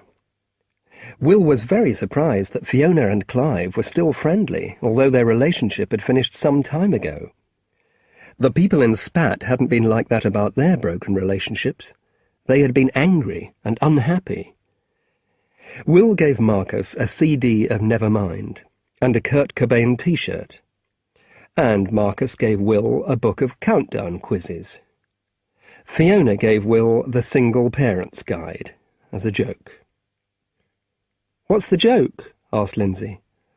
"Nothing," said Will quickly. "Will pretended to have a kid so he could join a single parents group," Marcus told her. "Oh," Lindsay said. She and her mum and Clive looked at Will with interest, but he just smiled. Clive gave Marcus some computer games and CDs and sweatshirts. But Fiona's presents to Marcus weren't very interesting at all, Will thought. Books and a hairy jumper and some piano music. But Marcus was really pleased with them, and for the first time Will understood that Marcus was a good kid. He didn't need expensive presents to be happy. They had lunch and then watched TV. Marcus was happy and Will felt very relaxed. But later in the afternoon, Susie arrived with Megan. Fiona had told her that Will didn't really have a 2-year-old son called Ned, but Will hadn't seen Susie since then, and now he felt really embarrassed and ashamed. He stood up, and then he sat down again, and then he stood up again, and said he had to go. "Don't be so silly, Will," said Fiona. So Will sat down again, and Susie sat next to him, but she refused to speak to him. Megan went over to the Christmas tree, and Fiona handed her a present. "This is for you, Megan," she said. Megan stood holding her present and looked around the room. Then she walked over to Will and tried to give it to him. Will didn't move. "Well, take it from her, you fool," said Susie. "It's not my present," said Will, but Megan continued to hold it out until he reached for it. "Now what?" he said. "Open it with her," said Susie. Will helped Megan open the present. It was a plastic musical toy. They both looked at it. "Now play with her," Susie said angrily. "It's easy to see that you don't know anything about kids, but you should learn. It would be useful to you in your kind of work." "What is your kind of work?" asked Lindsay politely. "He doesn't do anything," Marcus said. "His dad wrote a famous song and he earns £1 million a minute." "He pretends he has a child so he can join single parents groups and meet single mothers," said Susie. "Yes, but he doesn't get paid for that," said Marcus. Will stood up again, but this time he didn't sit down. "Thanks for the lunch," he said. "I'm going home now." "Susie has a right to be angry with you," Fiona said. "Yes, and now I have a right to go home." "But I don't want him to go yet," said Marcus suddenly. "He's my friend. I invited him. I should be able to tell him when he goes home. Why is everyone being so horrible to him? He only pretended to have a kid for a couple of weeks. That's nothing. Kids at school do worse than that every day." "Yes, but Will isn't a kid," said Susie. "Yes, but he's behaved better since then. He never wanted me round his flat every day. I just went. And he bought me those shoes, and he listens when I say I'm having a bad time at school. And he knew who Kurt Cobain was." "Kurt Cobain," said Will. "And you all do wrong things too sometimes," said Marcus. "I mean," he had to be careful here. He knew he couldn't say anything about the hospital or Fiona. "I mean, how did I first become friends with Will?" "You threw a great big loaf of bread at a duck's head and killed it," said Will. Susie and Fiona started laughing. "Is that true, Marcus?" asked his father. "There was something wrong with it," Marcus said. "I think it was going to die anyway." Susie and Fiona laughed even more. The 3 people on the sofa looked shocked. Will sat down again. Chapter 8. Falling in Love. "I want you to pretend to be my son," he said. "But why?" asked Marcus. "I don't understand." Will met a woman called Rachel at a party on New Year's Eve and fell in love with her. He'd never wanted to fall in love, because he'd always thought of it as a very unpleasant experience. He had watched it happen to friends, and had seen them lose weight and sleep, and become unhappy. He was sure that Rachel was going to make him very unhappy because he didn't think she would find him interesting. Rachel was beautiful and intelligent, and she did drawings for children's books. She sat down next to Will at dinner and asked him questions, but he couldn't think of anything to say. Most people at the party worked in television or had other interesting jobs, but Will didn't have a job, and he hadn't done anything interesting with his life. He watched Countdown and drove around listening to Nirvana. The most interesting thing about his life, Will suddenly realized, was Marcus. He could see that Rachel was quickly losing interest in him. She had begun to talk to the person sitting on her other side, and they were having a conversation about pop music. Rachel was saying that to her, Nirvana sounded just like the 60s group Led Zeppelin. "I know a 12-year-old boy who would kill you for saying that," said Will. It wasn't true, of course. Marcus had only just started listening to Nirvana, and he didn't know anything about Led Zeppelin. But Rachel was interested. "So do I," she said. "Maybe they should meet. What's yours called?" "He's not mine exactly," Will thought. "Marcus." "Mine's Allie." "Right. And is Marcus's mother here tonight?" Will looked up and down the table. "No." It wasn't a lie. Fiona wasn't there. "You're not spending New Year's Eve with her?" "No, we, don't live together." This wasn't a lie either. He didn't live with Fiona. He had never lived with Fiona, and he never intended to live with her in the future. "How about Allie's dad?" "He lives in America." "Right." Rachel started to talk about Allie's father, and Will listened. He was very good at listening when a woman told him how badly her ex-husband had behaved. He had heard the same story many times from the women in Spat.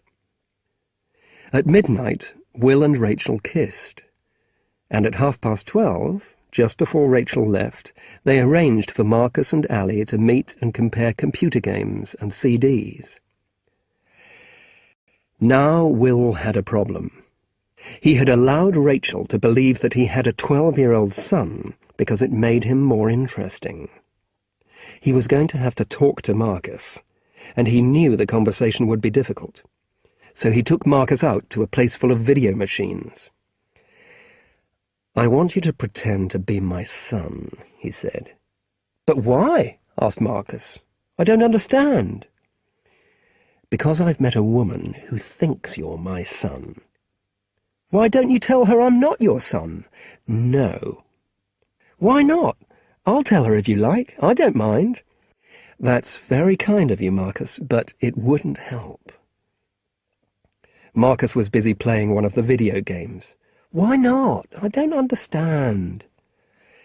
"Marcus, listen, I'm really interested in this woman. I let her believe you were my son because that's the only reason she might be interested in me." "What do you mean you're really interested in her? Why is she so interesting?" "I fancy this woman, Marcus. I want to go out with her. I want her to be my girlfriend." At last Marcus turned away from the video machine and looked at Will, his eyes shining. "Really?" "Yes, really." Will wanted Rachel to be his wife, his lover, the centre of his world. "How do you know you want her to be your girlfriend?" "I don't know. I just feel it." "Oh," said Marcus. "Well, I feel the same about Ellie. I want her to be my girlfriend." "You want Ellie to be your girlfriend? Not just a friend?" "Well," said Marcus, "I want to be with her all the time, and I want to tell her things before I tell anyone, even you or Mum. And I don't want her to have another boyfriend." So Marcus agreed to help Will. Will called Rachel, and Rachel invited them to lunch the following Saturday. Marcus came round to Will's flat just after midday. He was wearing the hairy jumper that he got from Fiona for Christmas, and a pair of bright yellow trousers. Will looked cool. He was wearing his favourite shirt and a black leather jacket. "Listen," said Marcus, in the car, on the way over to Rachel's place. "If you're my dad, you should know some things about me. When's my birthday?" "I don't know." "August the 19th. And what's my favourite food?" "Tell me." "Pizza." "And where did I go on my first trip abroad?" "France?" "No, Spain." "And who's my mum?" "What?" The question was such an important one that Will couldn't think what to say. "Your mum's your mum." "So you were married to my mum, and then you separated. Are you worried about that? Am I?" The questions seemed so silly that both Marcus and Will began to laugh. They laughed and couldn't stop. Rachel lived in a tall, thin house full of books and old furniture and photographs. It had a warm, welcoming feel, very different from Will's cool, modern flat. "Come in, both of you," Rachel said. "Come and meet Allie." She shouted up the stairs, "Allie!" No reply. "Allie!" Still no reply. She looked at Will. He's got his headphones on. "Shall we go up?" They went upstairs. Allie's bedroom was typical of a 12-year-old boy, with large pictures of singers and sexy actresses on the wall. Allie was bent over his computer with his headphones on and didn't hear them come in. His mother touched him on the shoulder, and he jumped. "Oh, hi. Sorry." Allie stood up, and Will immediately saw that Allie and Marcus were very different. Allie was cool, with fashionable boots and trousers, long hair, and even an earring. His face seemed to darken when he saw Marcus's yellow trousers and hairy jumper. "Marcus, Allie, Marcus," said Rachel. "Do you guys want to stay up here?" Marcus looked at Will. "Yes," he said, and for a moment Will loved him. "Okay," said Allie, but he didn't sound very enthusiastic. Marcus knew the lunch with Rachel was very important to Will, and he wanted to help as much as possible. He also thought that if he helped Will with Rachel, then Will might help him with Ellie. But Allie never gave him a chance. "It isn't going to happen," he said, when Rachel and Will had gone downstairs. "No?" said Marcus, although he didn't know what Allie was talking about. "If your dad goes out with my mum, you're dead." "Oh, he's all right," said Marcus. Allie stared at him. "I don't care if he's all right. I don't want him going out with my mum, so I don't want to see you or him round here ever again, okay?" "Can I use the computer? What games have you got?" Marcus said, trying to change the subject. "Are you listening to me?" "Yes, but I'm not sure there's very much I can do at the moment. We've come for lunch, and Will, that's my dad, but I call him Will, he's talking to your mum downstairs, and he's really keen on her, and who knows, she might be keen on him, so—" "She's not keen on him!" Allie suddenly shouted. "She's only keen on me!" Marcus was beginning to realise that Allie was crazy, and he wasn't sure what to do about it. He thought it would be dangerous to stay in Allie's room. He could go downstairs and join Will and Rachel, but he would have to explain that Allie was crazy, and that would be really embarrassing. He decided to run downstairs and out of the front door and get a bus home. He was standing at a bus stop when Will drove up beside him and told him to get into the car. "What are you doing?" asked Will angrily. "What happened upstairs?"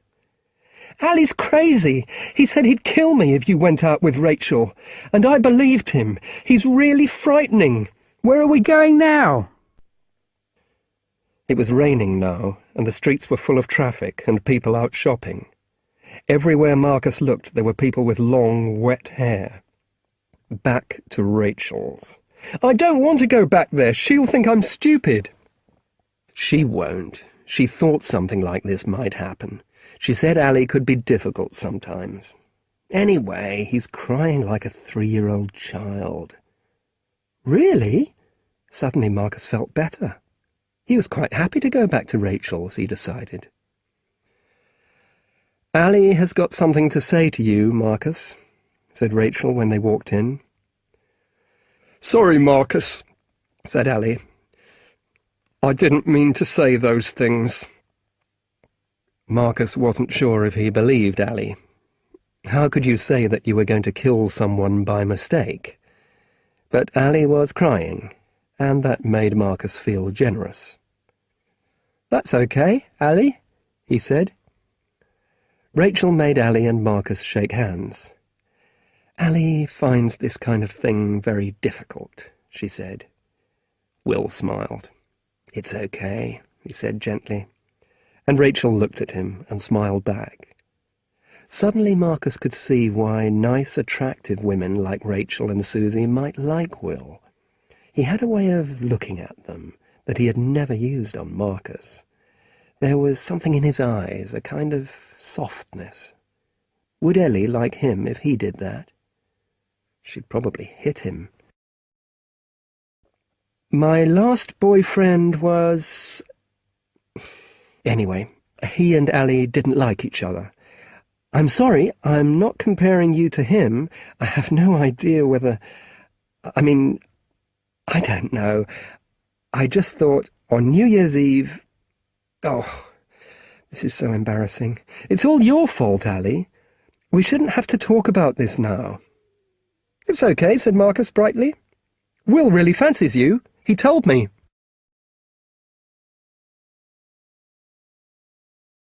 Chapter 9. Depressions. Will was in love with Rachel, and everything had changed. For the first time in his life, he wanted to be deeply involved with someone. Will wanted to spend the rest of his life with Rachel, and he knew that he couldn't continue pretending to her that Marcus was his son. So he told her the truth one evening when they were having dinner in a Chinese restaurant. "Oh," said Rachel. "So who is his natural father?" "It's a guy called Clive who lives in Cambridge." "Right. And are you friendly with him?" "Yes. We spent Christmas together, actually." "So, if you're not Marcus's natural father, and you don't live with him, how is he your son?" "Yes," said Will. "It must look very confusing from the outside." "Tell me how it is on the inside." "It's just that kind of relationship.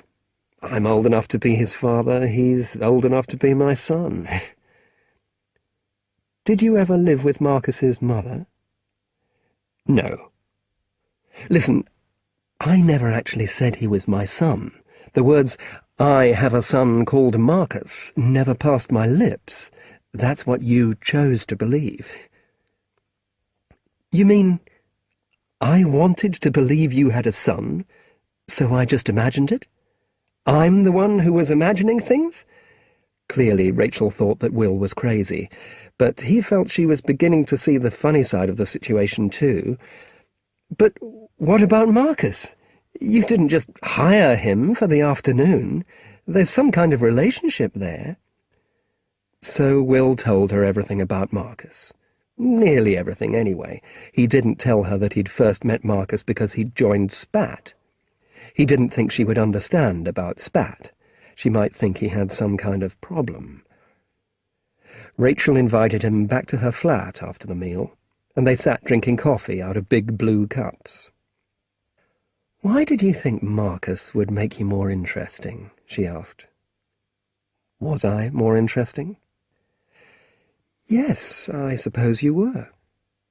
"Why?" "Because... You really want to know the truth?" "Because you seemed to be a shallow kind of person. You didn't do anything. You didn't seem to care about anything, or have much to say. And then, when you said you had a kid, I didn't actually say... I realized that I'd made a mistake about you. And I had made a mistake. You do care about Marcus. And you understand him. And you worry about him. You're not the shallow kind of guy I thought you were. Will knew that Rachel was trying to make him feel better about everything, but he still felt bad. He'd known Marcus for only a few months, so what about the 36 years before that? And he didn't want to be interesting only because of his relationship with Marcus. He wanted to be interesting for himself. Will was in love with Rachel, and everything had changed. For the first time in his life, he wanted to be deeply involved with someone. 3 or 4 weeks passed. Marcus saw Will, and he saw Ellie and Zoe at school. Will bought him some new glasses, and took him to have his hair cut, and played him some music by singers who he liked and Ellie didn't hate. He felt that he was changing, in his own body and in his head. And then his mum started crying again. Just like before, there didn't seem to be any reason for it. Finally, she started crying at breakfast again, and Marcus knew that things were serious, and that they were in trouble. But one thing had changed for Marcus. When she had started crying at breakfast before, he had been alone. Now he had Will and Ellie. "My mum started crying again," he said to Will. It was a Thursday afternoon, and they were in Will's kitchen making toast. "Oh," said Will. "Are you worried about it?" "Of course. She's the same now as she was before. Worse." That wasn't true. Nothing could be worse than the last time, but he wanted to make sure Will knew it was serious. "So, what are you going to do?" Marcus had thought that Will would help him. That's what he wanted. Wasn't that what friends were for? "What am I going to do? What are you going to do?"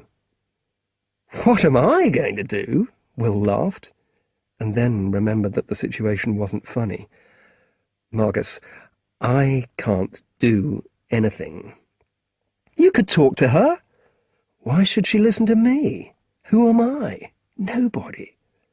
"You're not nobody, you're—" "You come round here for a cup of tea after school, but that doesn't mean I can make your mum feel better. I know I can't."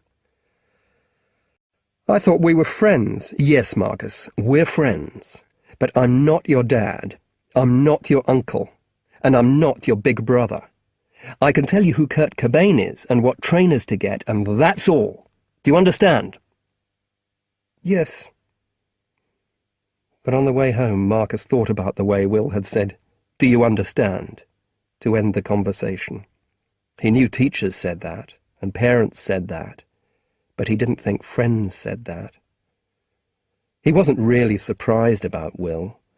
He thought of Ellie as his best friend more than Will, not just because he loved her and wanted to go out with her, but because she was always nice to him. Ellie had told him that she knew about his mum trying to kill herself. Ellie's mum was a friend of Susie's, and Susie had told her. But the next day, when Marcus went to find Ellie in her classroom at break time, she didn't seem very pleased to see him. Zoe was sitting next to her, holding her hand. "What's happened?" he asked. "Haven't you heard?"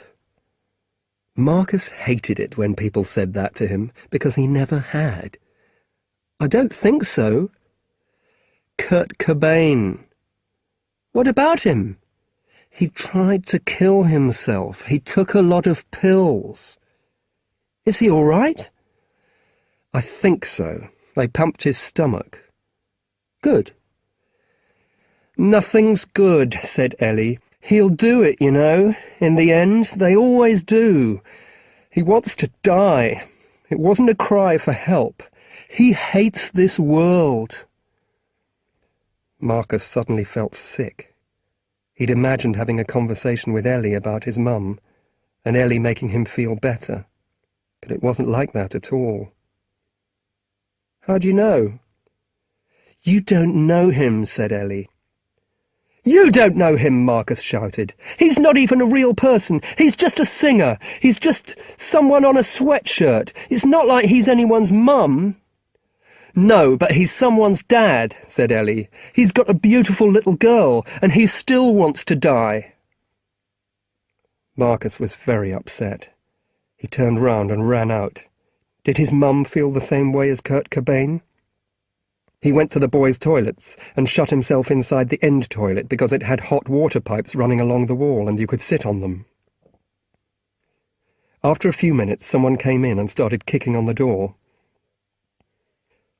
"Are you in there, Marcus?" said Ellie. "I'm sorry, I'd forgotten about your mum. It's okay, she's not like Kurt. She's not going to try to kill herself again." He paused for a moment, then unlocked the door and looked out. "How do you know?" "Because you're right about him. He's not a real person." "You're only saying that to make me feel better." "Okay, he's a real person, but he's a different kind of real person. He's like James Dean and Marilyn Monroe and Jimi Hendrix and all those people. He's not like your mum. You think I know things, but I don't. I don't know why Kurt Cobain feels like he does, or why your mum feels like she does. And I don't know what it feels like to be you. Quite frightening, I should think." "Yes." Marcus started to cry then. It wasn't noisy crying. His eyes just filled with tears and they ran down his face. But it was still embarrassing. He'd never thought he'd cry in front of Ellie. She came in and put her arm around him. "Don't listen to me. You know more than I do. You should be telling me things." They sat on the hot water pipes together in silence, moving when they got too hot, and waited until they felt like going back into the world. Will knew that he should do something about Fiona, and that he'd behaved badly towards Marcus. He was older than Marcus. He knew more. He should get involved, help the kid, look after him. But he didn't want to have a conversation with Fiona about her depression. She would ask him what the meaning of life was, ask him why she should go on living. And Will couldn't tell her what the meaning was because he didn't know. But Fiona was lost and unhappy. And if he told her that life had no meaning, she might actually kill herself. He decided to talk to Rachel about Fiona. They were in Rachel's kitchen making coffee. "A few years ago I got very depressed," said Rachel, "and I thought about killing myself, like Fiona. But I always thought I would do it tomorrow, never today. There were always a lot of reasons to continue living. There were too many things that I'd started but hadn't finished, and I wanted to see what happened." "Fiona must have things like that, too." "I don't know," said Rachel. "Perhaps she doesn't. Why don't I talk to her?" "You? She doesn't know you. It doesn't matter. And maybe you could learn to help her too if I showed you how. It's not so bad." "Okay," said Will, but he didn't want to think about Fiona just at that moment. He couldn't remember ever feeling as happy as he did with Rachel.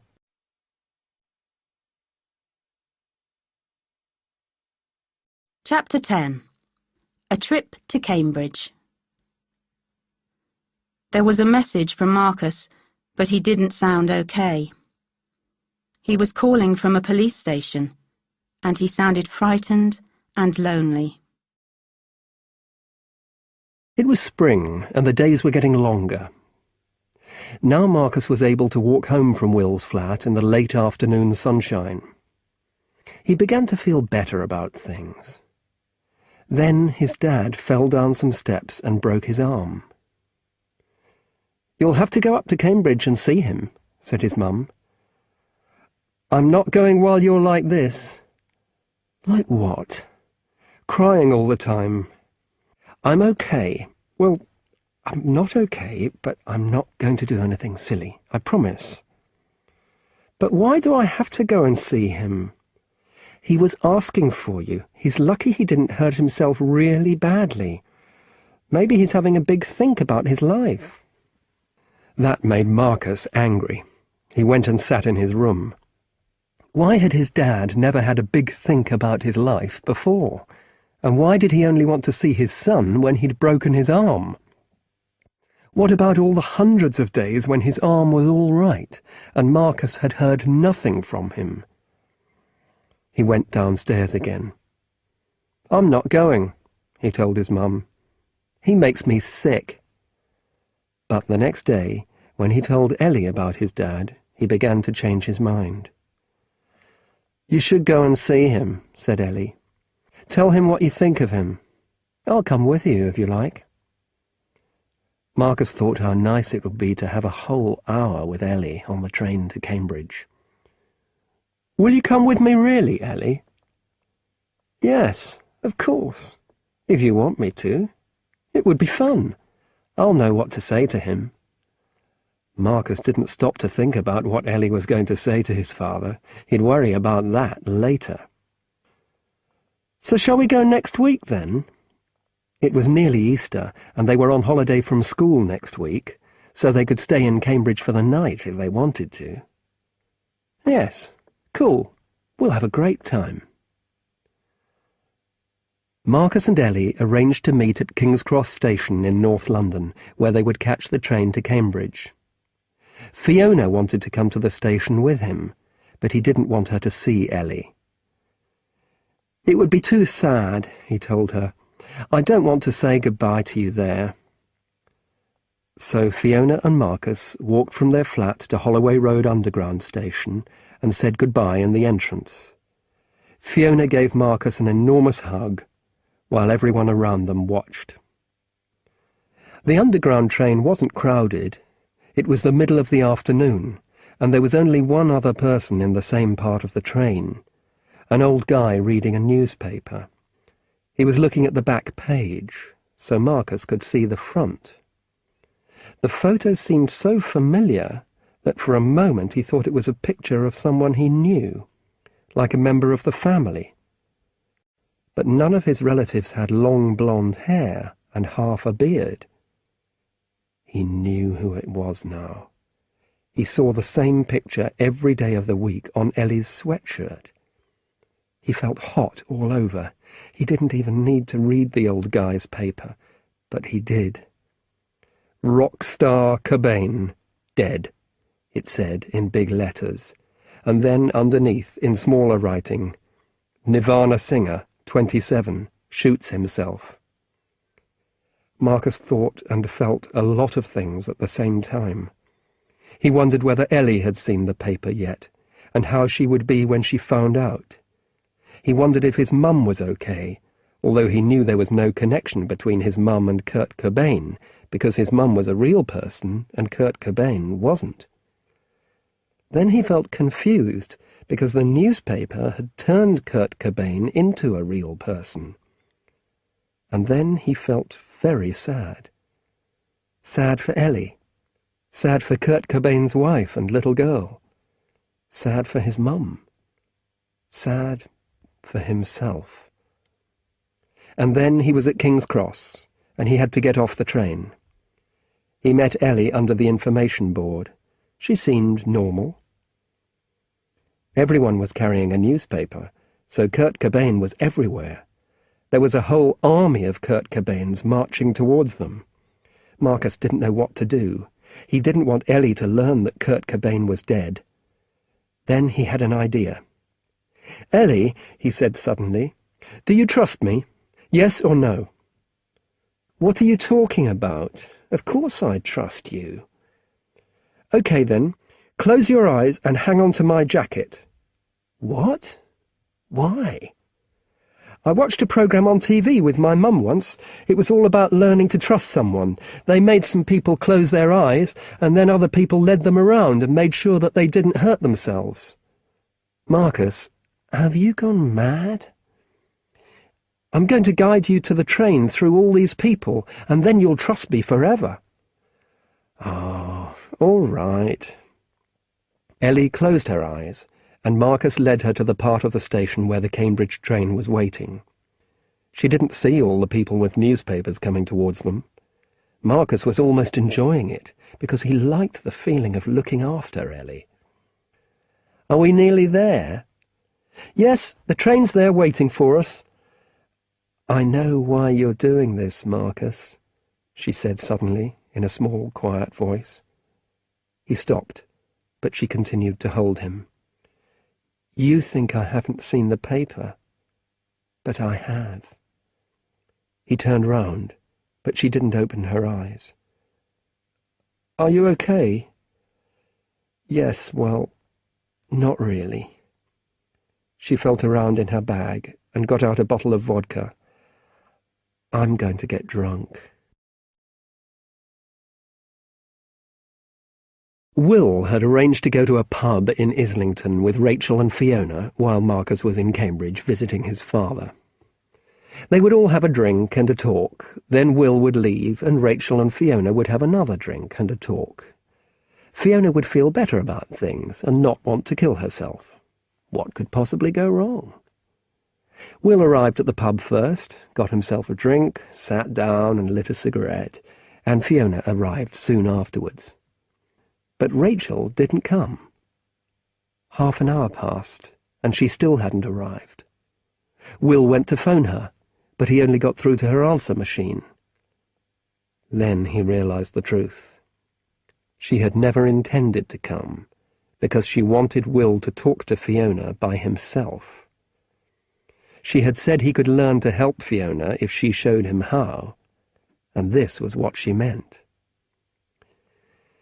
Will didn't know what to do. He went back to his seat, and he and Fiona sat in silence for some time. Then Fiona started to cry. At first Will tried not to take any notice of her, but he couldn't. He knew he would have to try and help. "What's the matter?" he asked. "Nothing." "That's not true, is it?" "Yes, it is. Nothing's the matter.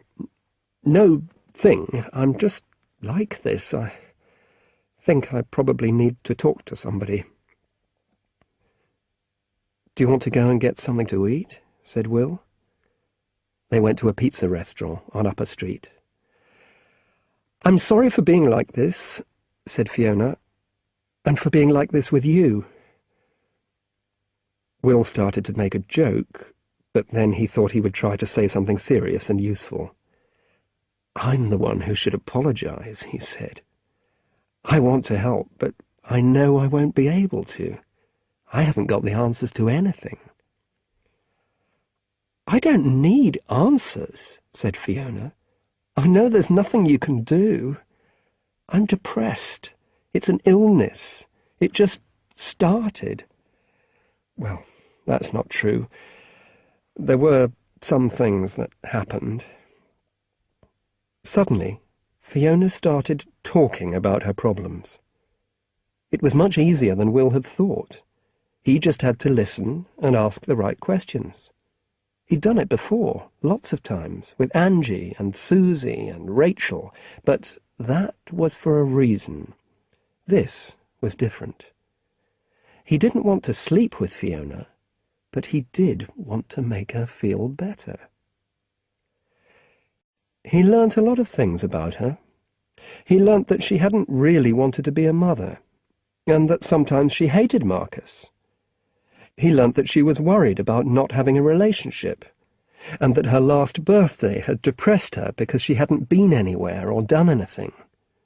There was no one terrible cause of Fiona's unhappiness, or an awful dark secret in her life. They got a taxi back to Fiona's place. The taxi driver was listening to the radio, and Will suddenly realized that it was a discussion about Kurt Cobain. "What's happened to him?" Will asked. "He shot himself in the head. He's dead." Will wasn't surprised, and he was too old to be shocked. It wasn't unusual for pop stars to kill themselves, but then he thought about Marcus and Ellie, and that worried him. What would they think? "Isn't he the singer Marcus liked?" Fiona asked him. "Yes." Suddenly Will was afraid. He didn't know why, but he had a strange feeling that Marcus might be in trouble. "Can I come in with you?" he asked Fiona when they arrived at her house. "Perhaps Marcus has left a message on your answer machine. I just want to hear that he's okay." There was a message from Marcus, but he didn't sound okay. He was calling from a police station in a town called Royston, and he sounded frightened and lonely. Ellie had started drinking vodka on the train, and Marcus was feeling very tired. Whenever people stared at her, she started shouting at them and saying that she would stop the train. Marcus was beginning to realize that he didn't actually want Ellie to be his girlfriend. She was funny and pretty and clever, but she just wasn't the right kind of person for him. He needed to be with someone quieter, someone who liked reading and computer games. Ellie's behaviour was frightening and embarrassing. "Why does Kurt Cobain's death matter so much?" he asked her quietly. "I loved him." "You didn't know him." "Of course I knew him. I listen to him every day. I wear him on my sweatshirt every day. He understood me. He knew what I felt, and he sang about it." Marcus tried to remember the words of some of the songs on the Nirvana CD that Will had given him for Christmas, but they didn't mean anything to him. "So how were you feeling?" "Angry." "What about?" "Nothing, just life. Life's awful." Marcus thought about that. He realized that Ellie spent her whole time wanting life to be awful and making things difficult for herself. School was awful for her because she wore her sweatshirt every day, which wasn't allowed, and because she shouted at teachers and got into fights. But why didn't she stop doing those things? Her life wouldn't be so awful then. "Do you feel like shooting yourself?" Marcus asked. "Of course. Sometimes, anyway." Marcus looked at her. "That's not true, Ellie." "How do you know?" "Because I know how my mum feels, and you don't feel like that. You have a nice life." "I have an awful life." "No, I have an awful life, and my mum has an awful life, but you... I don't think so. I'll tell you, you don't feel anything like my mum or Kurt Cobain. You shouldn't say that you feel like killing yourself when you don't. It's not right." They sat in silence. Marcus was looking out of the window of the train, wondering what he was going to say to his dad about Ellie. He didn't notice that the train had pulled into Royston station. Suddenly Ellie stood up and jumped off the train. Marcus waited for a moment. Then, with a horrible, sick feeling, he jumped off after her. "What are you doing?" "I don't want to go to your dad's. I don't know him." She walked out of the station, and Marcus followed her. They walked up a side road and onto the high street, past a chemist and a supermarket. Then they came to a music shop with a big cardboard figure of Kurt Cobain in the window. "Look at that," said Ellie. "That's really terrible. They're trying to make money out of his death." She took off one of her boots and threw it at the glass window of the shop as hard as she could. The glass broke, first time. Ellie reached inside and took out the cardboard figure of Kurt Cobain. She sat down outside the shop, holding the figure and smiling a weird little smile. "Oh, Ellie! What did you do that for?" Once again Marcus had the feeling that Ellie didn't have to do what she'd just done. She didn't have to make trouble for herself. He was tired of her behaviour. There was enough trouble in the world without inventing more. The street had been quiet when Ellie broke the window, but the noise of breaking glass had woken Royston up. Some people ran down to see what was happening. "Right, you two, stay there," said a guy with long hair who looked like a hairdresser. "We're not going anywhere, are we, Marcus?" said Ellie sweetly.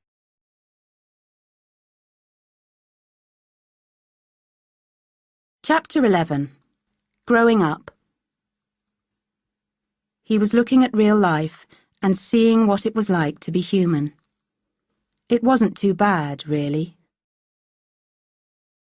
A police car took Marcus and Ellie to the police station. The policemen were nice, really. Ellie had explained that she wasn't a troublemaker or on drugs. She was angry because the owner of the music shop was making money out of Kurt Cobain's death.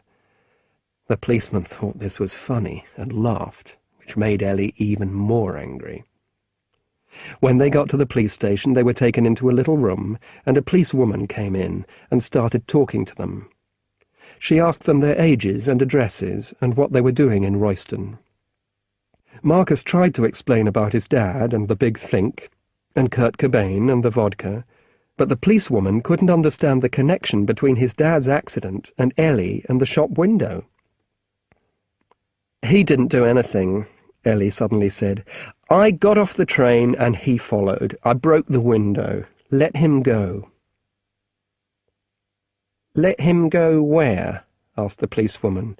"We've got to phone one of his parents. We've got to phone yours, too." The police telephoned Marcus's dad and Ellie's mum. Then Marcus rang Fiona, but she wasn't in, so he left a message on her answer machine. They sat and waited in silence until Marcus's dad and Lindsay arrived. Neither of them was in a very good mood. Lindsay had had to drive because of Clive's broken arm, and she hated driving. His dad was in pain. He didn't look like a man who had had a big think, or wanted to see his only son. The policewoman left them alone, and Clive sat down on a seat that ran along one side of the room. Lindsay sat down next to him. Marcus looked at his dad unhappily. "He didn't do anything," said Ellie impatiently. "He was trying to help me." "And who exactly are you?" "Who exactly? I'm Eleanor Toyer McCrae, aged 15 years 7 months. I live at 23. What are you doing with Marcus?" "He's my friend." This was news to Marcus. He hadn't felt that Ellie was his friend since they got on the train. "He asked me to come with him to Cambridge because he wasn't looking forward to talking to you." Marcus put his head in his hands. He was suddenly very, very tired. He didn't want to be with any of these people. "I suppose you think all this is my fault," said Clive. "If I had stayed with your mother, you wouldn't be in trouble." "What are you talking about?" said Marcus. "What's happened? I just got off a train." He wasn't tired now, but he was beginning to feel angry. "What's wrong with getting off a train? Ellie's crazy. She broke a window with her boot because it had a picture of a pop star in it. But I haven't done anything, and I don't care if you left home or not. It doesn't make any difference to me. I just wanted to try and look after my friend." Ellie laughed. "Cool speech, Marcus. Can we go now?" "We have to wait for your mother," Clive told her. "She's coming with Fiona. Will's driving them up from London." "Oh, no," said Marcus. The four of them sat there, staring at each other, like characters in a play without an ending. After the police had called Ellie's mum, she had called Fiona. Then Fiona spoke to Clive. Then she called Ellie's mum and offered her a lift up to Royston with her and Will. Ellie's mum was an attractive woman in her early 40s. She didn't seem surprised or upset about her daughter's problems. When Will, Fiona and Ellie's mum arrived at the police station in Royston, Clive and Lindsay were staring angrily at Marcus.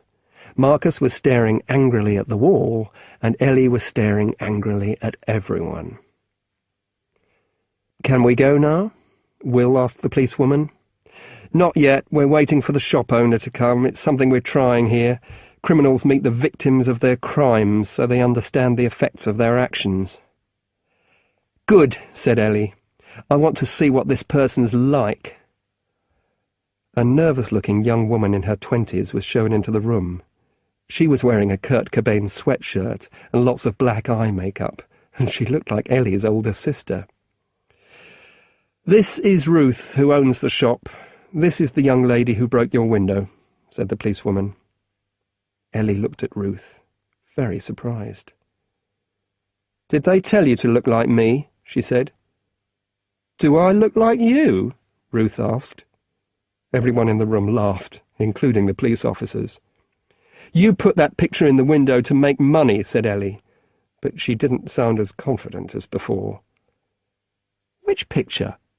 "The picture of Kurt. That's always been there. I think he's great." "Is that why you broke the window? Because you thought I was trying to make money out of Kurt's death?" "Yes." "Today has been the saddest day of my life, and then a stupid little girl breaks my window because she thinks I'm trying to get money out of people. Just grow up."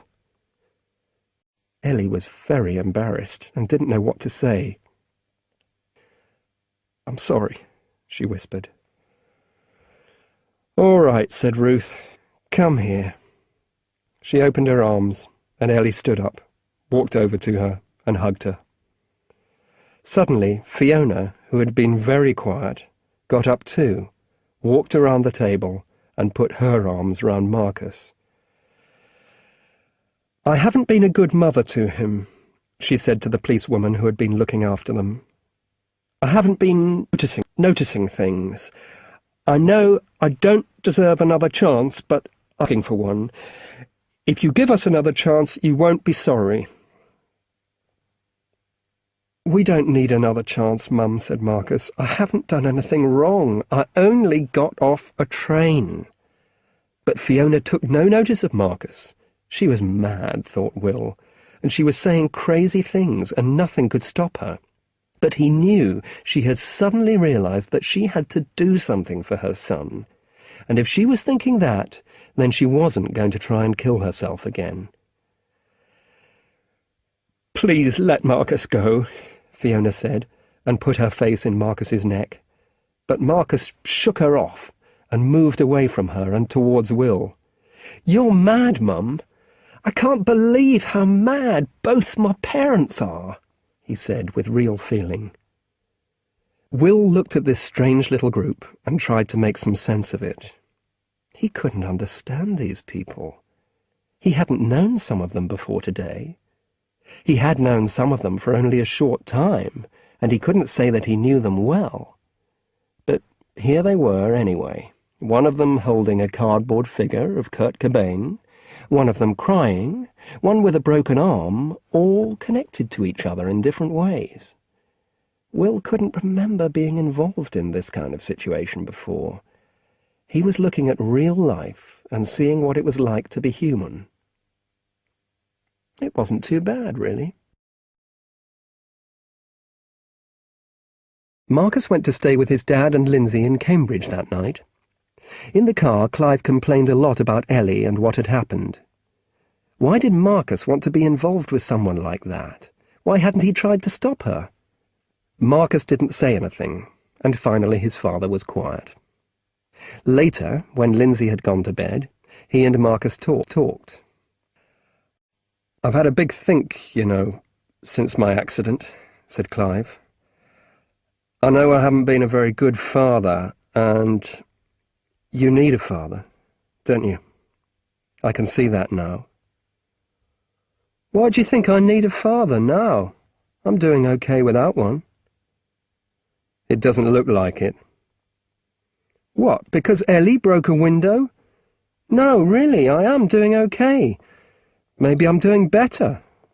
It's hard with Mum, but this year at school, I can't explain it, but I feel safer than before, because I know more people. I was really frightened because I didn't think 2 people were enough, but now there aren't only 2, there are lots. You mean Ellie and Will and people like that? Yes. It was wrong of me to leave you, said his dad. That's what my big think was about. It doesn't matter, Dad. I know where you are if things get bad. I'm okay, really. Fine people. I'll be all right. And he would be right. He knew it. He didn't know whether Ellie would be, because she didn't think about things very hard. And he didn't know if his mum would be, because she wasn't very strong a lot of the time. But he was sure he could in ways that they couldn't. He could go to school because he knew what to do, and he had learnt who you trust, who you couldn't.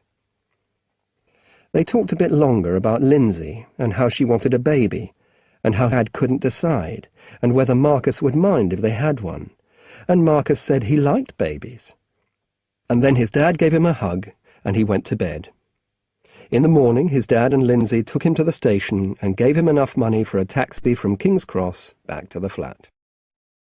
Will knew that his feelings for Rachel had changed his life. He wanted her so much that it frightened him. He was terribly afraid of losing her. Perhaps she would get with him or someone else. Who'd want to get involved with other people now. Involved with Rachel, and he deeply involved with Rachel, and he couldn't go back.